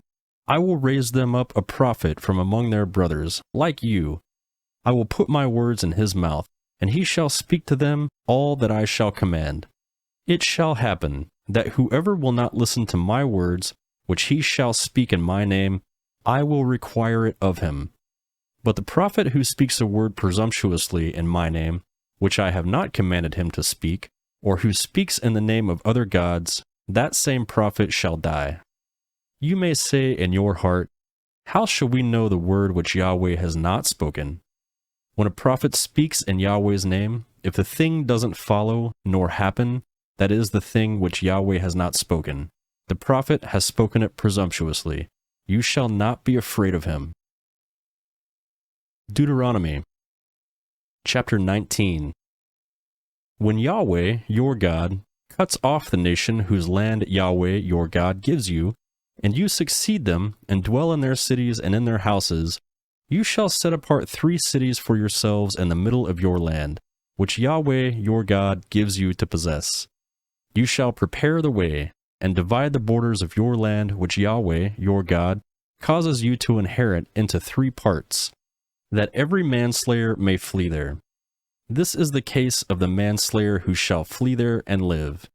Whoever kills his neighbor unintentionally and didn't hate him in the past, as when a man goes into the forest with his neighbor to chop wood and his hand swings the axe to cut down on the tree, and the head slips from the axe handle and hits his neighbor so that he dies, he shall flee to one of these cities and live. Otherwise, the avenger of blood might pursue the manslayer while hot anger is in his heart and overtake him, because the way is long, and strike him mortally, even though he was not worthy of death, because he didn't hate him in the past. Therefore, I command you to set apart 3 cities for yourselves. If Yahweh your God enlarges your border, as he has sworn to your fathers, and gives you all the land which he promised to give your fathers, and if you keep all this commandment to do it, which I command you today, to love Yahweh your God, and to walk ever in his ways, then you shall add 3 cities more for yourselves, in addition to these 3. This is so that innocent blood will not be shed in the middle of your land, which Yahweh your God gives for an inheritance, leaving blood guilt on you. But if any man hates his neighbors, lies in wait for him, rises up against him, strikes him mortally so that he dies, and he flees into one of these cities, then the elders of his city shall send and bring him there, and deliver him into the hand of the avenger of blood, that he may die. Your eye shall not pity him, but you shall purge the innocent blood from Israel, that it may go well with you. You shall not remove your neighbor's landmark, which they of old time have set, and your inheritance which you shall inherit, in the land that Yahweh your God gives you to possess. One witness shall not rise up against a man for an iniquity, or for any sin that he sins. At the mouth of 2 witnesses, or at the mouth of 3 witnesses, shall a matter be established. If an unrighteous witness rises up against any man to testify against him of wrongdoing, then both the men, between whom the controversy is, shall stand before Yahweh, before the priests and the judges who shall be in those days. And the judges shall make diligent inquisition, and behold, if the witness is a false witness, and has testified falsely against his brother, then you shall do to him as he had thought to do to his brother. So you shall remove the evil from among you. Those who remain shall hear and fear, and will never again commit any such evil among you. Your eyes shall not pity. Life for life, eye for eye, tooth for tooth, hand for hand, foot for foot. Deuteronomy, chapter 20.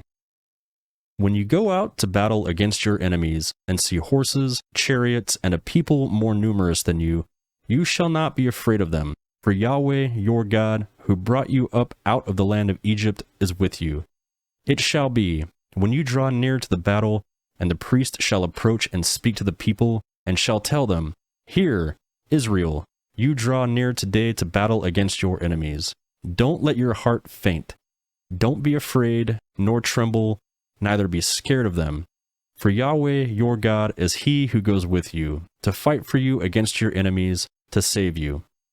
The officers shall speak to the people, saying, What man is there who has built a new house, and has not dedicated it?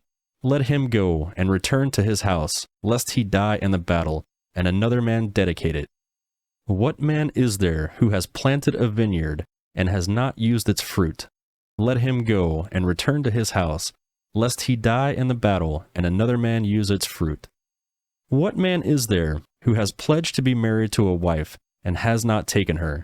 Let him go and return to his house, lest he die in battle, and another man take her.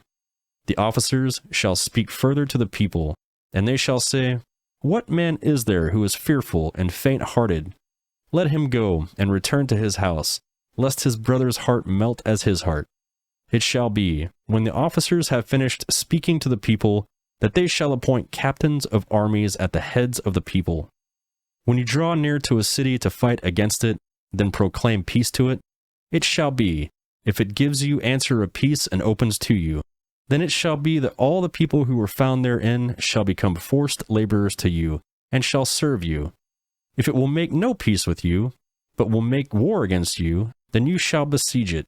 When Yahweh your God delivers it to your hand, you shall strike every male of it with the edge of the sword. But the women, the little ones, the livestock, and all that is in the city, even all its plunder, you shall take for plunder for yourself. You may use the plunder of your enemies, which Yahweh your God has given you.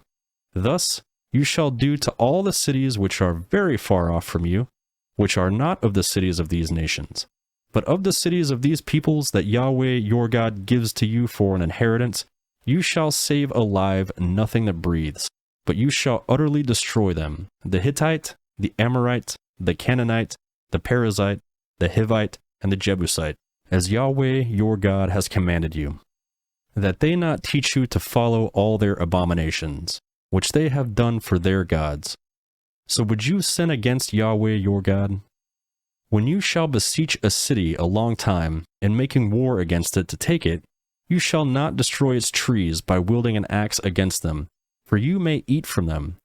You shall not cut them down, for is the tree of the field man, that it should be besieged by you? Only the trees that you know are not trees for food, you shall destroy and cut them down. You shall build bulwarks against the city that makes war with you, until it fails. Deuteronomy, chapter 21. If someone is found slain in the land which Yahweh your God gives to you to possess, lying in the field, and it isn't known who has struck him, then your elders and your judges shall come out, and they shall measure to the cities which are around him who is slain.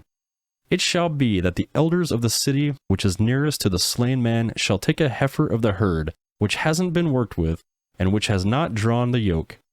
The elders of that city shall bring the heifer down to a valley with running water, which is neither plowed nor sown, and shall break the heifer's neck there in the valley. The priests, the sons of Levi, shall come near, for them Yahweh your God has chosen to minister to him, and to bless in Yahweh's name. And according to their word shall every controversy and every assault be decided. All the elders of that city, which is nearest to the slain man, shall wash their hands over the heifer whose neck was broken in the valley. They shall answer and say, Our hands have not shed this blood, neither have our eyes seen it. Forgive, Yahweh, your people Israel, whom you have redeemed, and don't allow innocent blood among your people Israel. The blood shall be forgiven them. So you shall put away the innocent blood from among you, when you shall do that which is right in Yahweh's eyes. When you go out to battle against your enemies, and Yahweh your God delivers them into your hands, and you carry them away captive, and see among the captives a beautiful woman, and you are attracted to her, and desire to take her as your wife, then you shall bring her home to your house. She shall shave her head and trim her nails. She shall take off the clothing of her captivity, and shall remain in your house, and bewail her father and her mother a full month. After that, you shall go into her and be her husband, and she shall be your wife. It shall be, if you have no delight in her, then you shall let her go where she desires, but you shall not sell her at all for money. You shall not deal with her as a slave, because you have humbled her. If a man has two wives, the one beloved and the other hated, and they have borne him children, both the beloved and the hated, and if the firstborn son is hers who was hated, then it shall be, in the day that he causes his sons to inherit that which he has, that he may not give the son of the beloved the rights of the firstborn before the son of the hated, who is the firstborn. But he shall acknowledge the firstborn, the son of the hated, by giving him a double portion of all that he has, for he is the beginning of his strength. The right of the firstborn is his. If a man make a stubborn and rebellious son who will not obey the voice of his father or the voice of his mother, and though they chasten him, will not listen to them, then his father and mother shall take hold of him and bring him out of the elders to his city and to the gate of his place. They shall tell the elders of his city, This our son is stubborn and rebellious. He will not obey our voice. He is a glutton and a drunkard. All the men of the city shall stone him to death with stones. So you shall remove the evil from among you. All Israel shall hear and fear. If a man has committed a sin worthy of death, and he is put to death, and you hang him on a tree, his body shall not remain all night on the tree, but you shall surely bury him the same day, for he who is hanged is accursed of God. Don't defile your land, which Yahweh your God gives for you an inheritance. Deuteronomy, chapter 22. You shall not see your brother's ox or his sheep go astray, and hide yourself from them. You shall surely bring them again to your brother. If your brother isn't near you, or if you don't know him, then you shall bring it home to your house, and it shall be with you until your brother comes looking for it, and you shall restore it to him. So you shall do with his donkey, so you shall do with his garment, so you shall do with every lost thing of your brother's, which he has lost and you have found. You may not hide yourself.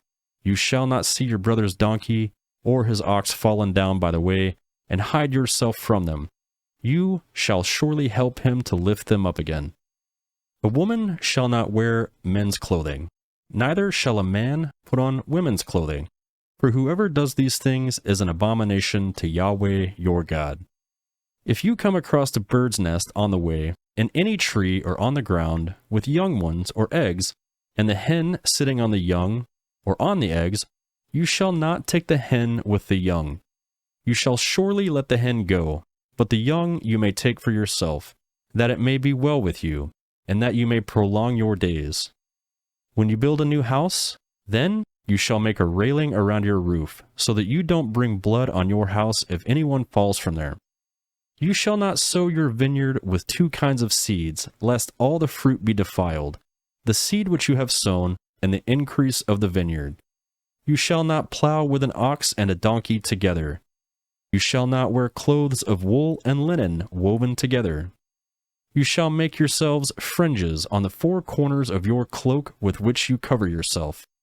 If any man takes a wife and goes into her, hates her, accuses her of shameful things, gives her a bad name, and says, I took this woman, and when I came near to her, I didn't find her in the tokens of virginity, then the young lady's father and mother shall take and bring the tokens of the young lady's virginity to the elders of the city and the gates. The young lady's father shall tell the elders, I gave my daughter to this man as a wife, and he hates her. Behold, he has accused her of shameful things, saying, I didn't find in your daughter the tokens of virginity. Yet these things are tokens of my daughter's virginity. They shall spread the cloth before the elders of the city. The elders of that city shall take the man and chastise him. They shall fine him 100 shekels of silver, and give them to the father of the young lady, because he has given a bad name to a virgin of Israel. She shall be his wife. He may not put her away all his days. But if this thing is true, and the tokens of virginity were not found in the young lady, then they shall bring out the young lady to the door of her father's house, and the men of her city shall stone her to death with stones, because she has done folly in Israel, to play the prostitute in her father's house. You shall remove this evil from among you. If a man is found lying with a woman married to a husband, then they shall both die, the man who lay with the woman and the woman. So you shall remove the evil from Israel. If there is a young lady who is a virgin pledged to be married to a husband, and a man finds her in the city and lies with her, then you shall bring them both out of the gate of that city, and you shall stone them to death with stones. The lady, because she didn't cry, being in the city, and the man, because he has humbled his neighbor's wife. So you shall remove the evil from among you. But if the man finds the lady who is pledged to be married in the field, and the man forces her and lies with her, then only the man who lay with her shall die. But to the lady you shall do nothing. There is in the lady no sin worthy of death.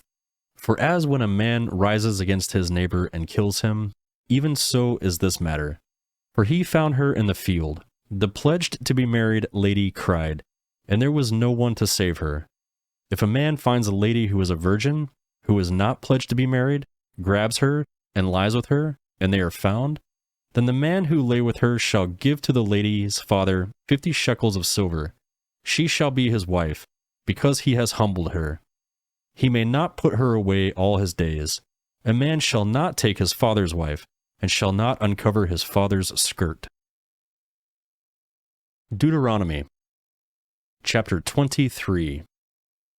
He who is emasculated by crushing or cutting shall not enter into Yahweh's assembly. A person born of a forbidden union shall not enter into Yahweh's assembly. Even to the 10th generation shall no one enter into Yahweh's assembly. An Ammonite or a Moabite shall not enter into Yahweh's assembly. Even to the 10th generation shall no one belonging to them enter into Yahweh's assembly forever, because they didn't meet you with bread and with water on the way when you came out of Egypt, and because they hired against you Balaam, the son of Beor, from Pethor of Mesopotamia, to curse you.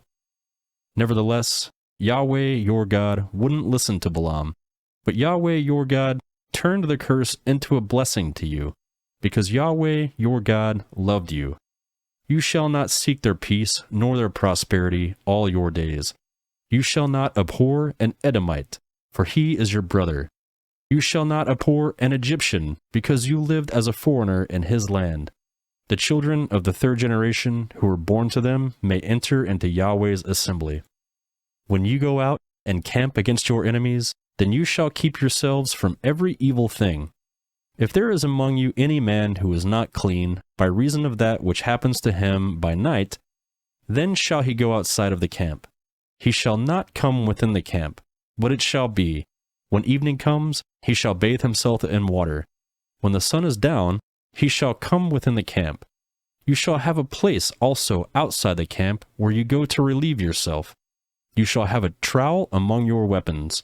It shall be, when you relieve yourself, you shall dig with it, and shall turn back and cover your excrement. For Yahweh, your God, walks in the middle of your camp, to deliver you, and to give up your enemies before you. Therefore, your camp shall be holy, that he may not see an unclean thing in you, and turn away from you. You shall not deliver to his master a servant who has escaped from his master to you. He shall dwell with you, among you, in the place which he shall choose within one of your gates, where it pleases him best. You shall not oppress him. There shall be no prostitute of the daughters of Israel, neither shall there be a sodomite of the sons of Israel. You shall not bring the hire of a prostitute, or the wages of a male prostitute, into the house of Yahweh of your God for any vow, for both of these are an abomination to Yahweh your God. You shall not lend on interest to your brother, interest of money, interest of food, interest of anything that is lent on interest. You may charge a foreigner interest, but you shall not charge your brother interest, that Yahweh your God may bless you in all that you put your hand to in the land where you go in to possess it. When you vow a vow to Yahweh your God, you shall not be slack to pay for it, for Yahweh your God will surely require it of you, and it would be a sin in you. But if you refrain from making a vow, it shall be no sin in you. You shall observe and do that thing which has gone out from your lips. Whatever you have vowed to Yahweh your God as a free will offering, which you have promised with your mouth, you must do. When you come into your neighbor's vineyard, then you may eat your fill of grapes at your own pleasure, but you shall not put any in your container. When you come into your neighbor's standing grain, then you may pluck the ears with your hand, but you shall not use a sickle on your neighbor's standing grain. Deuteronomy chapter 24. When a man takes a wife and marries her, then it shall be, if she finds no favor in his eyes because he has found some unseemly thing in her, that he shall write her a certificate of divorce, put it in her hand, and send her out of his house. When she has departed out of his house, she may go and be another man's wife.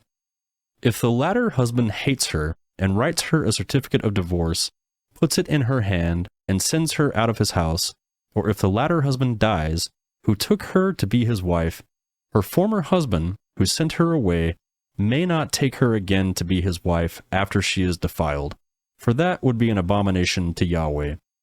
You shall not cause the land to sin, which Yahweh your God gives you for an inheritance. When a man takes a new wife, he shall not go out into the army, neither shall he be assigned any business. He shall be free at home 1 year, and shall cheer his wife whom he has taken. No man shall take the mill or the upper millstone as a pledge, for he takes a life in pledge. If a man is found stealing any of his brothers of the children of Israel, and he deals with him as a slave, or sells him, then that thief shall die.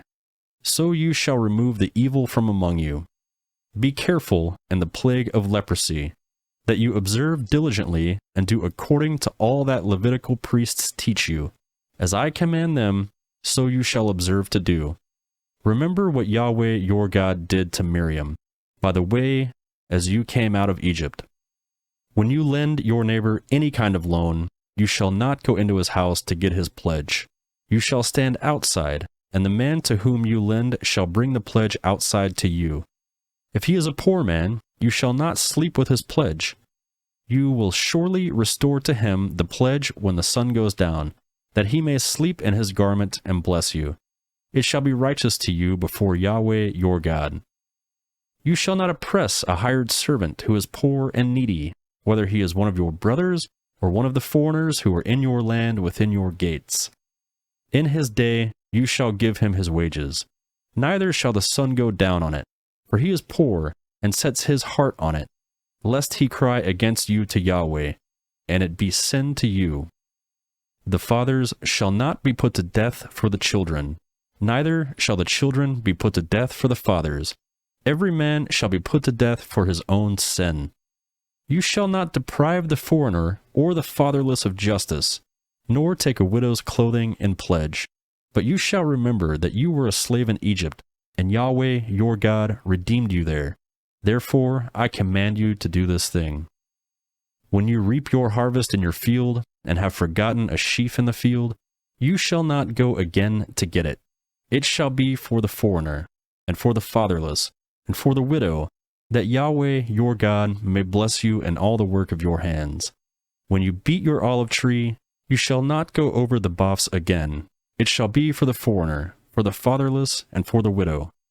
When you harvest your vineyard, you shall not glean it after yourselves. It shall be for the foreigner, for the fatherless, and for the widow.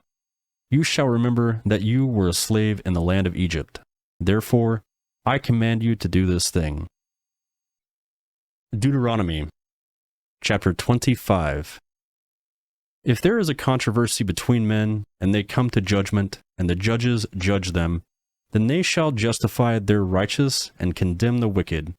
It shall be, if the wicked man is worthy to be beaten, that the judge shall cause him to lie down and to be beaten before his face, according to his wickedness, by number. He may sentence him to no more than 40 stripes. He shall not give more, lest he should give more, and beat him more than that many stripes, then your brother will be degraded in your sight. You shall not muzzle the ox when he treads out the grain. If brothers dwell together, and one of them dies and has no son, the wife of the dead shall not be married outside to a stranger. Her husband's brother shall go into her, and take her as his wife, and perform the duty of a husband's brother to her.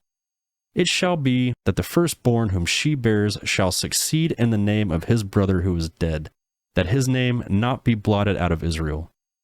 If the man doesn't want to take his brother's wife, then his brother's wife shall go up to the gate to the elders and say, My husband's brother refuses to raise up to his brother a name in Israel. He will not perform the duty of a husband's brother to me. Then the elders of his city shall call him and speak to him. If he stands and says, I don't want to take her, then his brother's wife shall come to him in the presence of the elders, and loose his sandal from off his foot, and spit in his face. She shall answer and say, So shall it be done to the man who does not build up his brother's house. His name shall be called in Israel, the house of him who has had his sandal removed. When men strive against each other, and the wife of one draws near to deliver her husband out of the hand of him who strikes him, and puts out her hand, and grabs him by his private parts, then you shall cut off her hand. Your eye shall have no pity. You shall have not in your bag diverse weights, one heavy and one light. You shall not have in your house diverse measures, one large and one small. You shall have a perfect and just weight. You shall have a perfect and just measure, that your days may be long in the land which Yahweh your God gives you. For all who do such thing All who do so unrighteously are an abomination to Yahweh your God. Remember what Amalek did to you, by the way, as you came out of Egypt, how he met you by the way, and struck the rearmost of you, all who were feeble behind you, when you were faint and weary, and he didn't fear God. Therefore it shall be, when Yahweh your God has given you rest from all your enemies all around, in the land which Yahweh gives you for an inheritance to possess it, that you shall blot out the memory of Amalek from under the sky. You shall not forget.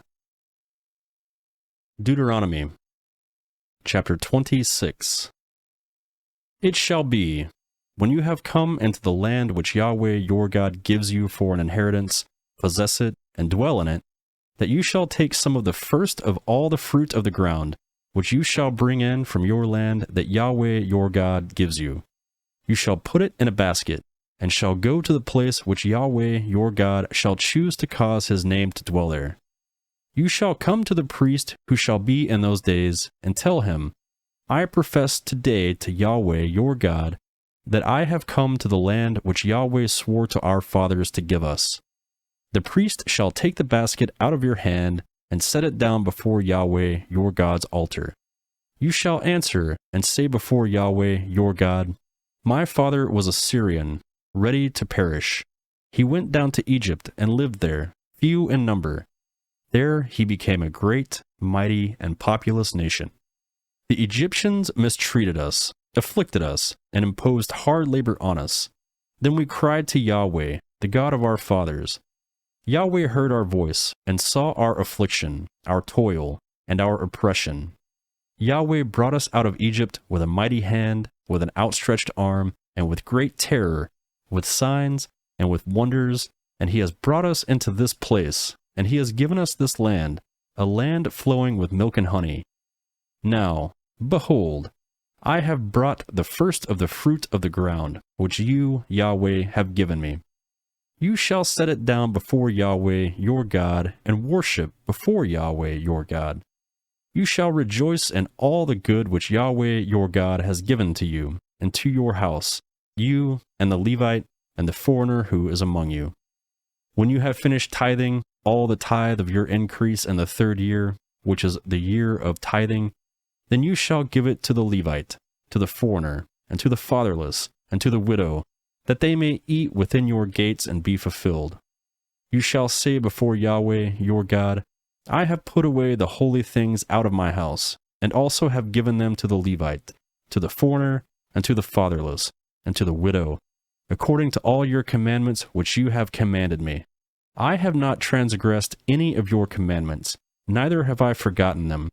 I have not eaten of it in my mourning, neither have I removed any of it while I was unclean, nor given any of it for the dead. I have listened to Yahweh my God's voice. I have done according to all that you have commanded me. Look down from your holy habitation, from heaven, and bless your people Israel, and the ground which you have given us, as you swore to our fathers, a land flowing with milk and honey. Today, Yahweh, your God, commands you to do these statutes and ordinances. You shall therefore keep and do them with all your heart and with all your soul. You have declared today that Yahweh is your God, and that you would walk in his ways, keep his statutes, his commandments, and his ordinances, and listen to his voice. Yahweh has declared today that you are a people for his own possession, and he has promised you, and that you should keep all his commandments. He will make you high above all nations that he has made, in praise, in name, and in honor, that you may be a holy people to Yahweh your God, as he has spoken. Deuteronomy chapter 27. Moses and the elders of Israel commanded to the people, saying, Keep all the commandments which I command you today. It shall be on the day when you shall pass over the Jordan to the land which Yahweh your God gives you, that you shall set yourself up with great stones, and coat them with plaster.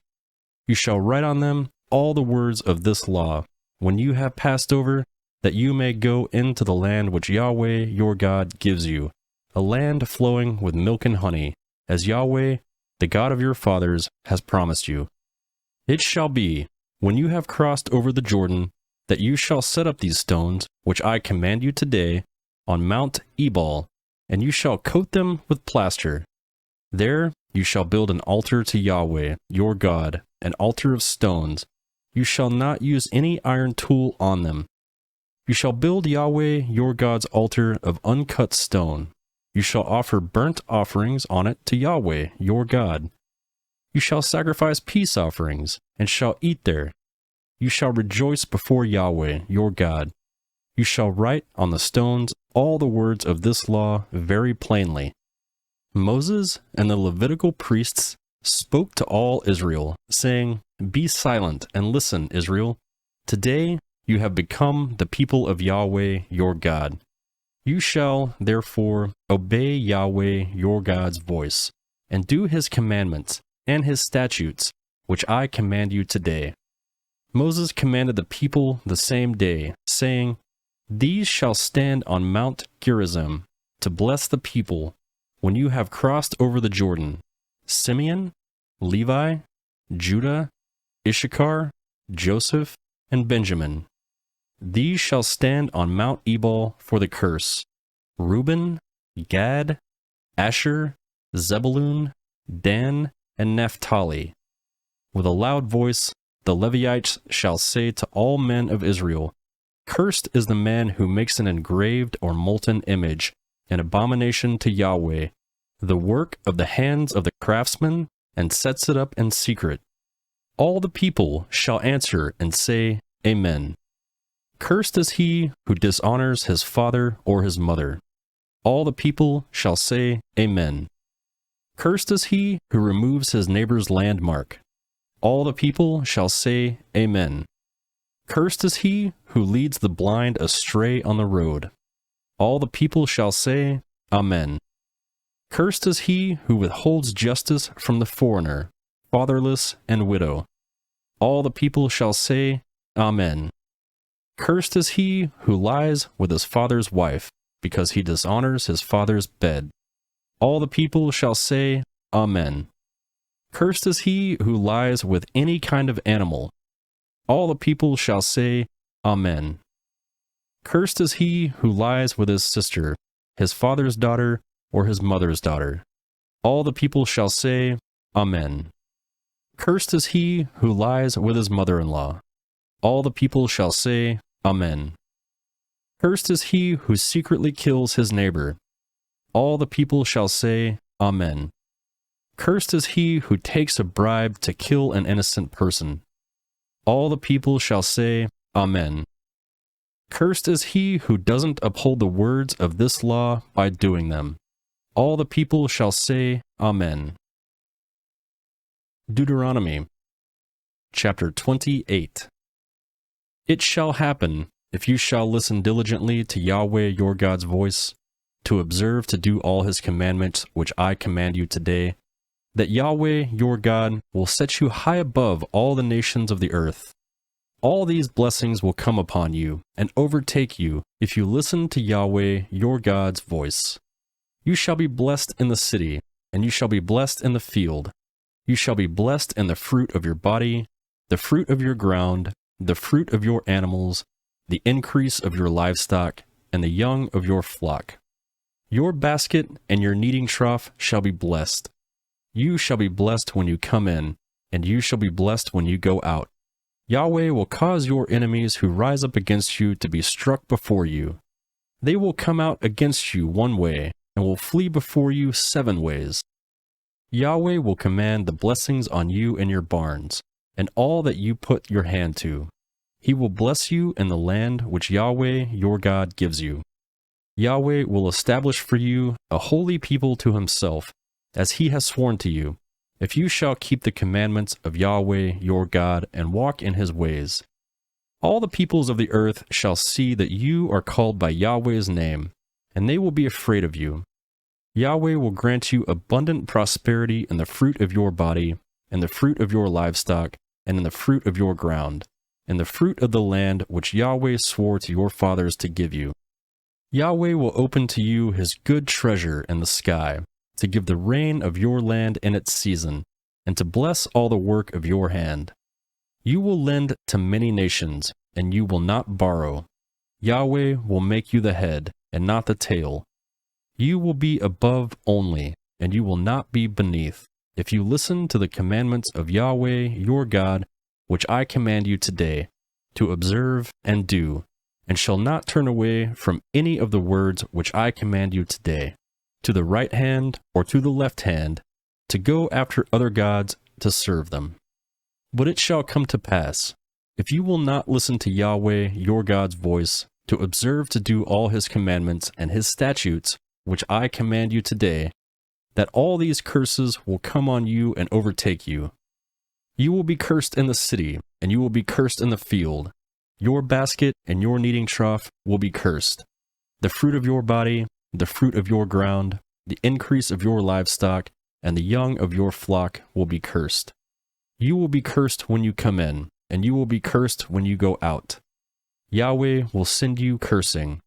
Yahweh will send on you cursing, confusion, and rebuke, and all that you put your hand to, until you are destroyed, and until you perish quickly, because of the evil of your doings, by which you have forsaken me. Yahweh will make the pestilence cling to you, until he has consumed you from off the land where you go in to possess it. Yahweh will strike you with consumption, with fever, with inflammation, with fiery heat, with the sword, with blight, and with mildew. They will pursue you until you perish. Your sky that is over your head will be bronze, and the earth that is under your feet will be iron. Yahweh will make the rain of your land powder and dust. It will come down on you from the sky until you are destroyed. Yahweh will cause you to be struck before your enemies. You will go out one way against them, and will flee 7 ways before them. You will be tossed back and forth among all the kingdoms of the earth. Your dead bodies will be food to all the birds of the sky, and to the animals of the earth, and there will be no one to frighten them away. Yahweh will strike you with the boils of Egypt, with the tumors, with the scurvy, and with the itch, of which you cannot be healed. Yahweh will strike you with madness, with blindness, and with astonishment of heart. You will grope at noonday, as the blind gropes in the darkness, and you shall not prosper in your ways. You will only be oppressed and robbed always, and there will be no one to save you. You will betroth a wife, and another man shall lie with her. You will build a house, and you won't dwell in it. You will plant a vineyard, and not use its fruit. Your ox will be slain before your eyes, and you will not eat any of it. Your donkey will be violently taken away from before your face, and will not be restored to you. Your sheep will be given to your enemies, and you will have no one to save you. Your sons and your daughters will be given to other people. Your eyes will look and fail with longing for them all day long. There will be no power in your hand. A nation which you don't know will eat the fruit of your ground and all your work. You will only be oppressed and crushed always, so that the sights that you see with your eyes will drive you mad. Yahweh will strike you in the knees and in the legs with a sore boil, of which you cannot be healed, from the sole of your foot to the crown of your head. Yahweh will bring you and your king whom you will set over yourselves to a nation that you have not known, you nor your fathers. There you will serve other gods of wood and stone. You will become an astonishment, a proverb, and a byword among all the people where Yahweh will lead you away. You will carry much seed out into the field, and you will gather little in, for the locust will consume it. You will plant vineyards and dress them, but you will neither drink of the wine nor harvest, because worms will eat them. You will have olive trees throughout all your borders, but you won't anoint yourselves with oil, for your olives will drop. You will father sons and daughters, but they will not be yours, for they will go into captivity. Locusts will consume all your trees and the fruit of your ground. The foreigner who is among you will mount up above you higher and higher, and you will come down lower and lower. He will lend to you, and you won't lend to him. He will be the head, and you will be the tail. All these curses will come on you, and will pursue you and overtake you until you are destroyed, because you didn't listen to Yahweh, your God's voice, to keep his commandments and his statutes which he commanded you. They will be for a sign and for a wonder to you and to your offspring forever, because you didn't serve Yahweh, your God, with joyfulness and with gladness of heart. By reason of abundance of all things, therefore you will serve your enemies whom Yahweh sends against you, in hunger, and thirst, in nakedness, and in lack of all things. He will put an iron yoke on your neck until he has destroyed you. Yahweh will bring a nation against you from far away, from the end of the earth as the eagle flies, a nation whose language you will not understand, a nation of fierce facial expressions that doesn't respect the elderly, nor show favor to the young. They will eat the fruit of your livestock and the fruit of your ground until you are destroyed.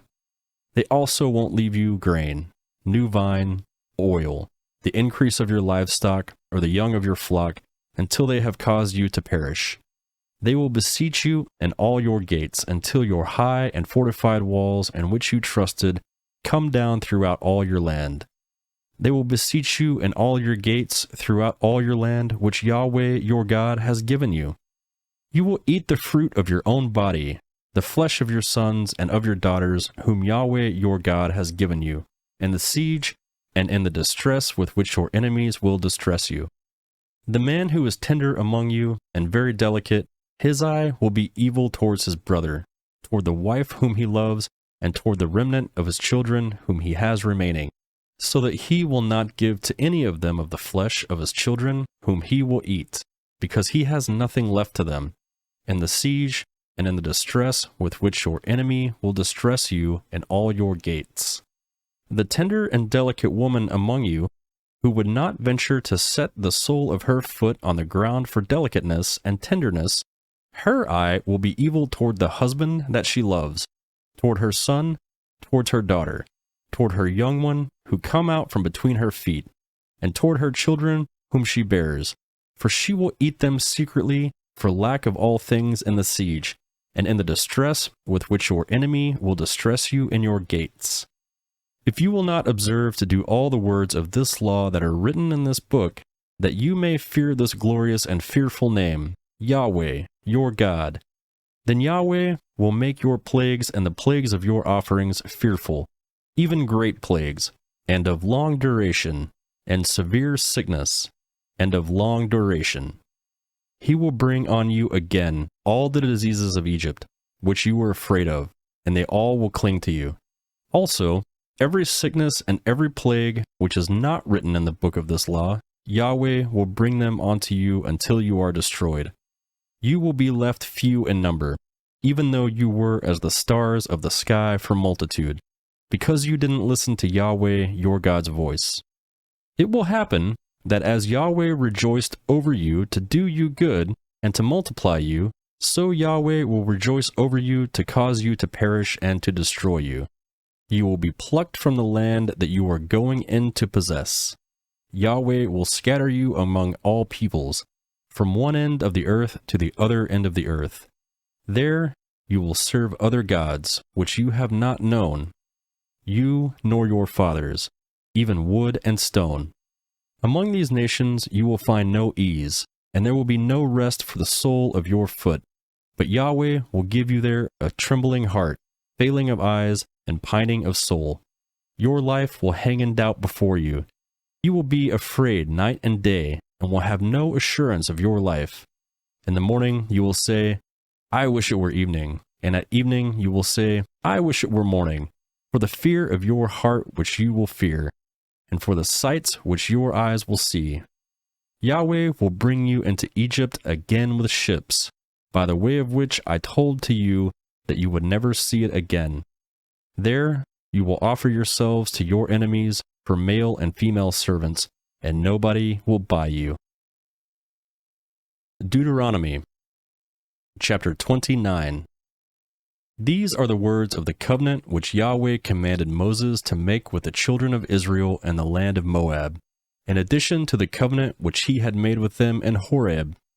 Moses called to all Israel and said to them, Your eyes have seen all that Yahweh did in the land of Egypt to Pharaoh, and to all his servants, and to all his land. The great trials which your eyes saw, the signs, and those great wonders, but Yahweh has not given you a heart to know, eyes to see, and ears to hear, to this day. I have led you 40 years in the wilderness. Your clothes have not grown old on you, and your sandals have not grown old on your feet. You have not eaten bread, neither have you drunk wine or strong drink, that you may know that I am Yahweh your God. When you came to this place, Sihon the king of Heshbon and Og the king of Bashan came out against us in battle, and we struck them. We took their land, and we gave it for an inheritance to the Reubenites, and to the Gadites, and to the half-tribe of the Manassites. Therefore, keep the words of this covenant and do them, that you may prosper in all that you do.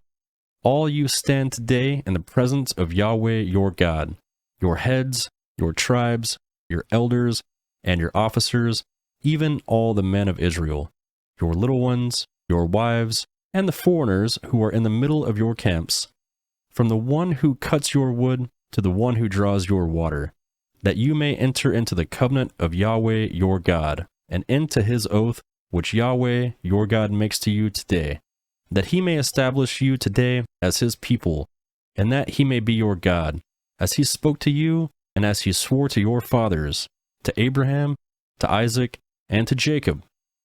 Neither do I make this covenant and this oath with you only, but with those who stand here with us today before Yahweh our God, and also with those who were not with us today. For you know how we lived in the land of Egypt, and how we came through the middle of the nations of Egypt, through which you passed. And you have seen their abominations and their idols of wood, stone, silver, and gold, which were among them, lest there should be among you man, woman, family, or tribe, whose hearts turns away today from Yahweh our God, to go serve the gods of those nations, lest there should be among you a root that produces bitter poison, and it happen, when he hears the word of this curse, that he bless himself in his heart, saying, I shall have peace, though I walk in the stubbornness of my heart, to destroy the moist with the dry. Yahweh will not pardon him, but then Yahweh's anger and his jealousy will smoke against that man, and all the curse that is written in this book will fall on him, and Yahweh will blot out his name from under the sky. Yahweh will set him apart for evil out of all the tribes of Israel, according to all the curses of the covenant written in this book of law. The generation to come, your children who will rise up after you, and the foreigner who will come from a far land, will say, when they see the plagues of that land, and the sickness with which Yahweh has made it sick, all of its land is sulfur, salt, and burning, that it is not sown, doesn't produce, nor does any grass grow in it, like the overthrow of Sodom, Gomorrah, Admah, and Zeboim, which Yahweh overthrew in his anger and in his wrath. Even all the nations will say, why has Yahweh done this to this land? What does the heat of his great anger mean? Then men will say, because they abandoned the covenant of Yahweh, the God of their fathers, which he made with them when he brought him out of the land of Egypt, and went and served other gods and worshipped them, gods that they didn't know and that he had not given to them. Therefore, Yahweh's anger burned against this land, to bring on it all the curses that are written in this book. Yahweh rooted them out of their land in anger, in wrath, and in great indignation, and thrust them into another land, as it is today. The secret things belong to Yahweh our God, but the things that are revealed belong to us, and to our children forever, that we may do all the words of this law. Deuteronomy, chapter 30. It shall happen, when all these things have come to you, the blessings and the curse, which I have set before you, and you shall call them to mind among all the nations where Yahweh your God has driven you, and return to Yahweh your God, and obey his voice according to all that I command you today. You and your children, with all your heart and with all your soul, that then Yahweh your God will release you from captivity, have compassion on you, will return and gather you from all the peoples where Yahweh your God has scattered you. If your outcasts are in the uttermost parts of the heavens, from where Yahweh your God will gather you, and from there he will bring you back. Yahweh, your God, will bring you into the land which your fathers possessed, and you will possess it. He will do you good, and increase your numbers more than your fathers.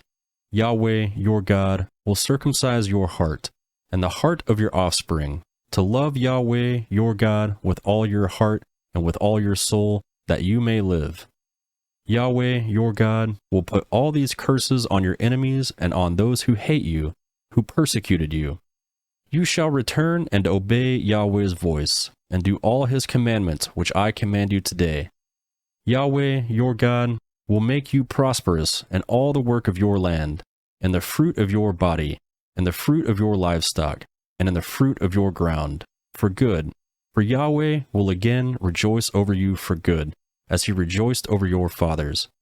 If you will obey Yahweh, your God's voice, to keep his commandments and his statutes, which are written in this book of law, if you turn to Yahweh your God with all your heart and all your soul.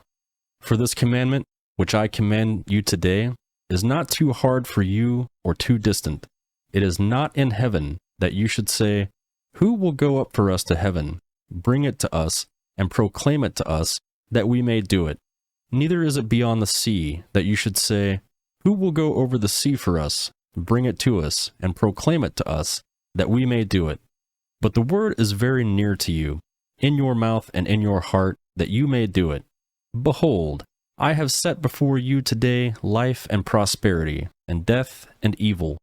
For I command you today to love Yahweh your God, to walk in his ways and to keep his commandments, his statutes, and his ordinances, that you may live and multiply, and that Yahweh your God may bless you in the land where you go in to possess it. But if your heart turns away, and you will not hear, but are drawn away and worship other gods and serve them, I declare to you today that you will surely perish.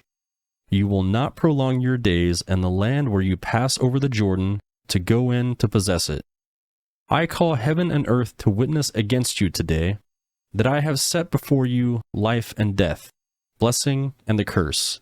Therefore choose life, that you may live, you and your descendants, to love Yahweh your God, to obey his voice, and to cling to him. For he is your life, and the length of your days, that you may dwell in the land which Yahweh swore to your fathers, to Abraham, to Isaac, to Jacob, to give to them. Deuteronomy chapter 31. Moses went and spoke these words to all Israel. He said to them, I am 120 years old today. I can no more go out and come in. Yahweh has said to me, you shall not go over this Jordan. Yahweh, your God, himself, will go over before you. He will destroy these nations from before you, and you shall dispossess them. Joshua will go over before you, as Yahweh has spoken. Yahweh will do to them as he did to Sihon and to Og, the kings of the Amorites, and to their land, when he destroyed them. Yahweh will deliver them up before you, and you shall do to them according to all the commandment which I have commanded you. Be strong and courageous. Don't be afraid or scared of them, for Yahweh your God himself is who goes with you. He will not fail you nor forsake you. Moses called to Joshua and said to him in sight of all Israel, be strong and courageous, for you shall go with this people into the land which Yahweh has sworn to their fathers to give them, and you shall cause them to inherit it. Yahweh himself is who goes before you. He will be with you. He will not fail you nor forsake you. Don't be afraid.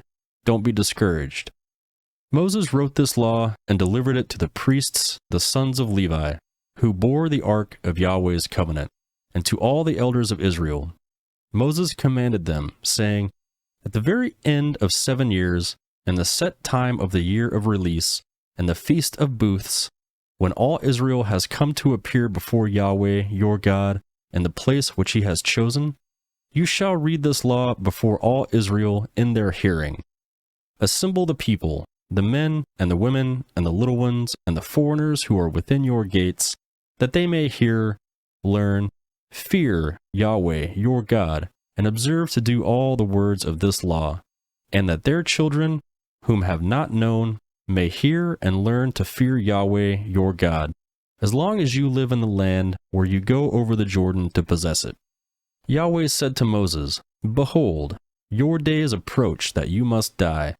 Call Joshua and present yourselves in the tent of meeting, that I may commission him. Moses and Joshua went and presented themselves in the tent of meeting.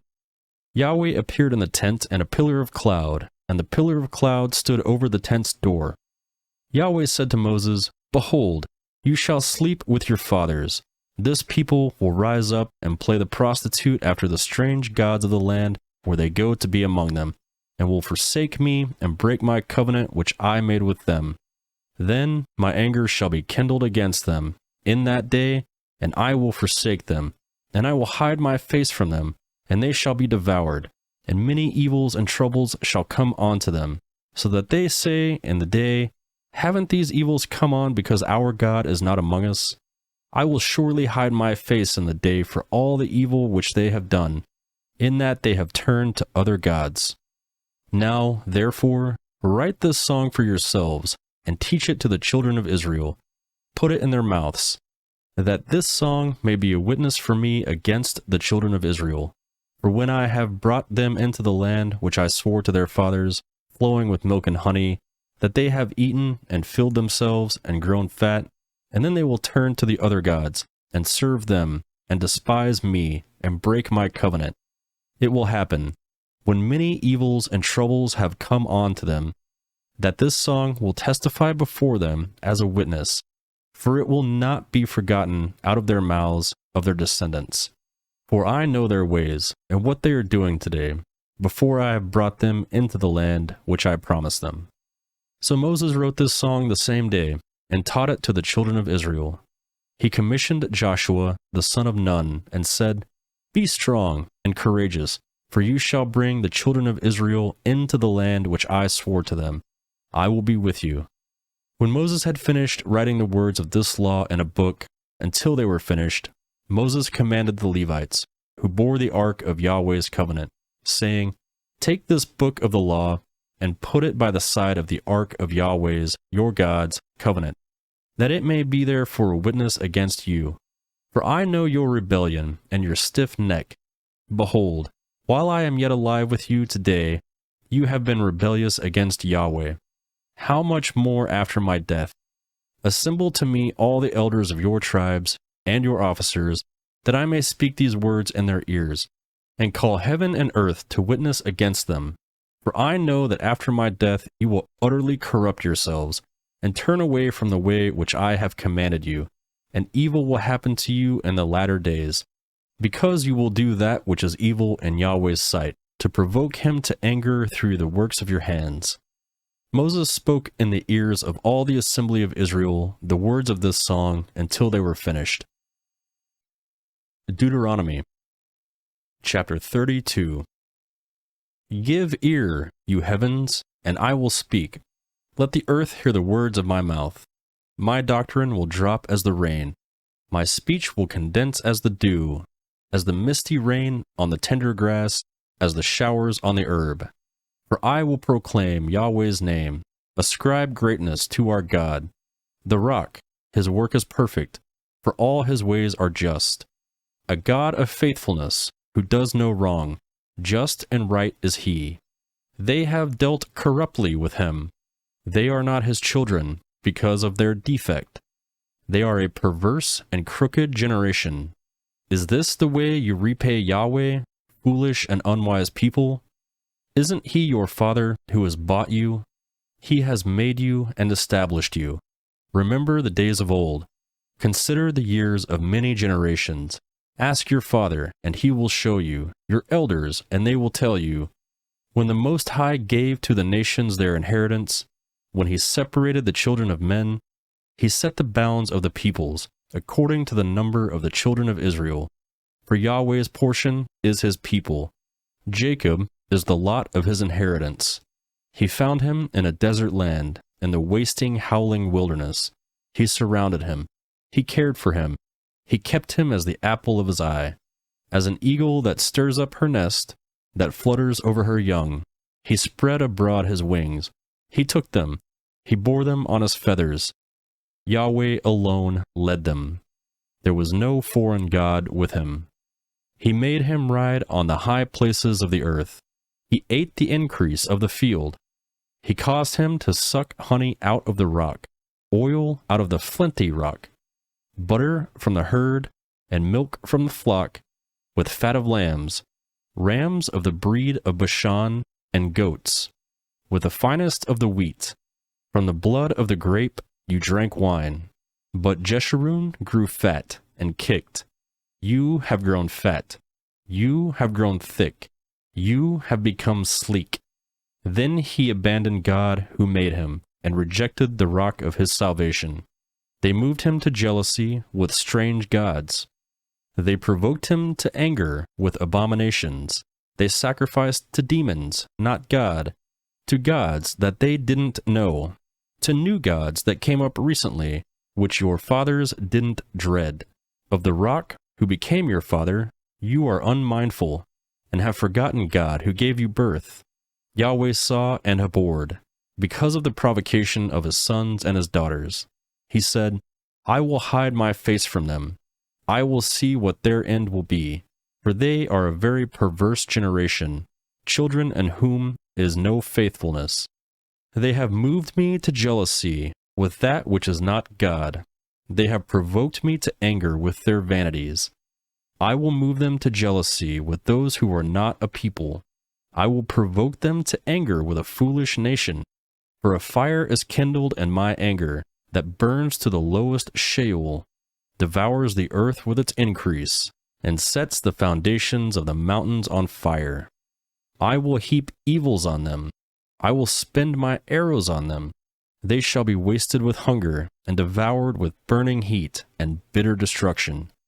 I will send the teeth of animals on them, with the venom of vipers that glide in the dust. Outside, the sword shall bereave, and in the rooms, terror on both young man and virgin, the nursing infant with a gray-haired man.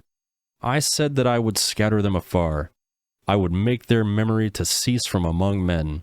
Were it not that I feared the provocation of the enemy, lest their adversaries should judge wrongly, lest they should say, Our hand is exalted, Yahweh has not done all this. For they are a nation void of counsel, there is no understanding in them. Oh, that they were wise, that they understood this, that they would consider their latter end.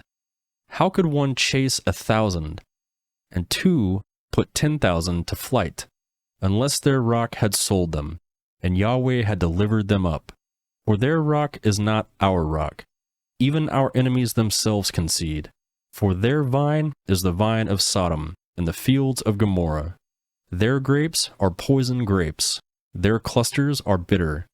Their wine is the poison of serpents, the cruel venom of asps.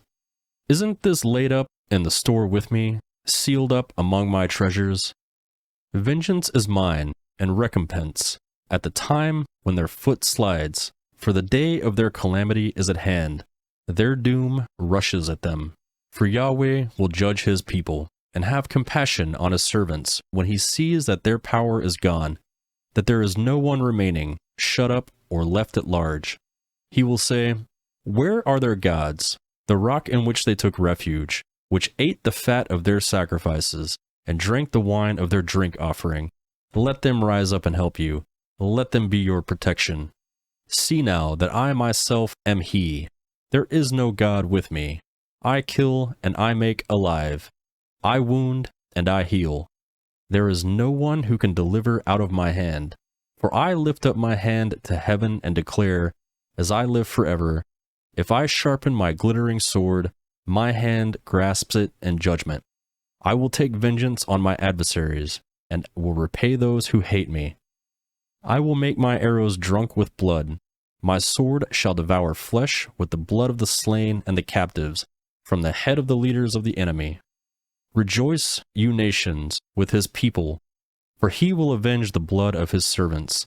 He will take vengeance on his adversaries, and will make atonement for his land and for his people. Moses came and spoke all the words of this song in the ears of the people.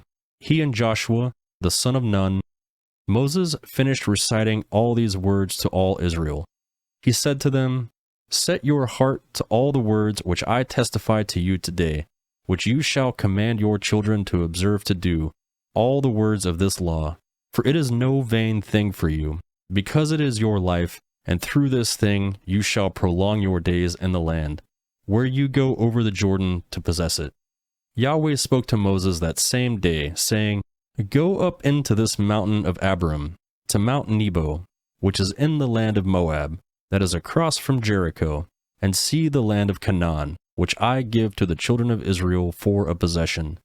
Die on the mountain where you go up, and be gathered to your people, as Aaron your brother died on Mount Hor, and has gathered to his people, because you trespassed against me among the children of Israel at the waters of Meribah of Kadesh, in the wilderness of Zin, because you didn't uphold my holiness among the children of Israel. For you shall see the land from a distance, but you shall not go there into the land which I give the children of Israel." Deuteronomy chapter 33. This is the blessing with which Moses, the man of God, blessed the children of Israel before his death. He said, "Yahweh came from Sinai, and rose from Seir to them. He shone from Mount Paran. He came from the 10,000 of holy ones. At his right hand was a fiery law for them. Yes, he loves the people. All his saints are in your hand. They sat down at your feet. Each receives your words. Moses commanded us a law, an inheritance for the assembly of Jacob. He was king in Jeshurun, and when the heads of the peoples were gathered, all the tribes of Israel together. Let Reuben live and not die, nor let his men be few. This is for Judah," he said. "Hear, Yahweh, the voice of Judah. Bring him into his people. With his hands he contended for himself. You shall be a help against his adversaries." About Levi he said, "Your Thummim and your Urim are with your godly one, whom you proved at Messah, with whom you contended at the waters of Meribah." He said of his father and of his mother, "I have not seen him. He didn't acknowledge his brothers, nor did he know his own children. For they have observed your word, and have kept your covenant. They shall teach Jacob your ordinances, and Israel your law. They shall put incense before you, and whole burnt offerings on your altar. Yahweh bless his skills, accept the work of his hands. Strike through the hips of those who rise up against him, of those who hate him, that they not rise again." About Benjamin he said, "The beloved of Yahweh will dwell in safety by him. He covers him all day long. He dwells between his shoulders." About Joseph he said, "His land is blessed by Yahweh. For the precious things of the heavens, and for the dew, for the deep that couches beneath, for the precious things of the fruit of the sun, for the precious things that the moon can yield, for the best things of the ancient mountains, for the precious things of the everlasting hills, for the precious things of the earth and its fullness, the good will of him who lived in the bush. Let this come on the head of Joseph, on the crown of his head of him who has separated from his brothers. Majesty belongs to the firstborn of his herd. His horns are the horns of a wild ox. With them he will push all the peoples to the ends of the earth. They are 10,000s of Ephraim. They are thousands of Manasseh." About Zebulun he said, "Rejoice, Zebulun, in your going out, and Issachar in your tents. They will call the peoples to the mountain. There they will offer sacrifices of righteousness, for they will draw out the abundance of the seas, the hidden treasures of the sand." About Gad he said, "He who enlarges Gad is blessed.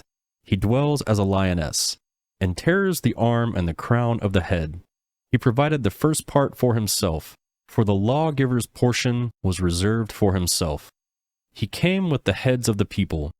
He executed the righteousness of Yahweh, his ordinances with Israel." About Dan he said, "Dan is a lion's cub that leaps out of Bashan." About Naphtali he said, "Naphtali, satisfied with favor, full of Yahweh's blessing, possess the west and the south. About Asher, he said, Asher is blessed with children. Let him be acceptable to his brothers. Let him dip his foot in oil. Your bars will be iron and bronze. As your days, so your strength will be. There is no one like God, Jeshurun, who rides on the heavens for your help, in his excellency on the skies. The eternal God is your dwelling place. Underneath are the everlasting arms. He thrust out the enemy before you, and said, Destroy. Israel dwells in safety, the fountain of Jacob alone, in the land of grain and new wine. Yes, his heavens drop down dew. You are happy, Israel. Who is like you, a people saved by Yahweh, the shield of your help, the sword of your excellency? Your enemies will submit themselves to you. You will tread on their high places. Deuteronomy chapter 34. Moses went up from the plains of Moab to Mount Nebo, to the top of Pisgah, that is opposite Jericho. Yahweh showed him all the land of Gilead to Dan, and all Naphtali, and the land of Ephraim, and Manasseh, and all the land of Judah, to the western sea and the south, and the plain of the valley of Jericho, the city of palm trees, to Zoar. Yahweh said to him, This is the land which I swore to Abraham, to Isaac, and to Jacob, saying, I will give it to your offspring. I have caused you to see it with your eyes, but you shall not go over there. So Moses, the servant of Yahweh, died there in the land of Moab, according to Yahweh's word. He buried him in the valley in the land of Moab, opposite Beth-Peor, but no man knows where his tomb is to this day. Moses was 120 years old when he died. His eye was not dim, nor his strength gone.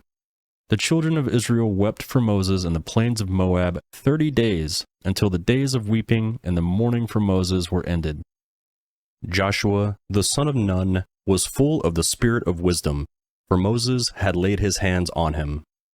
The children of Israel listened to him, and did as Yahweh commanded Moses.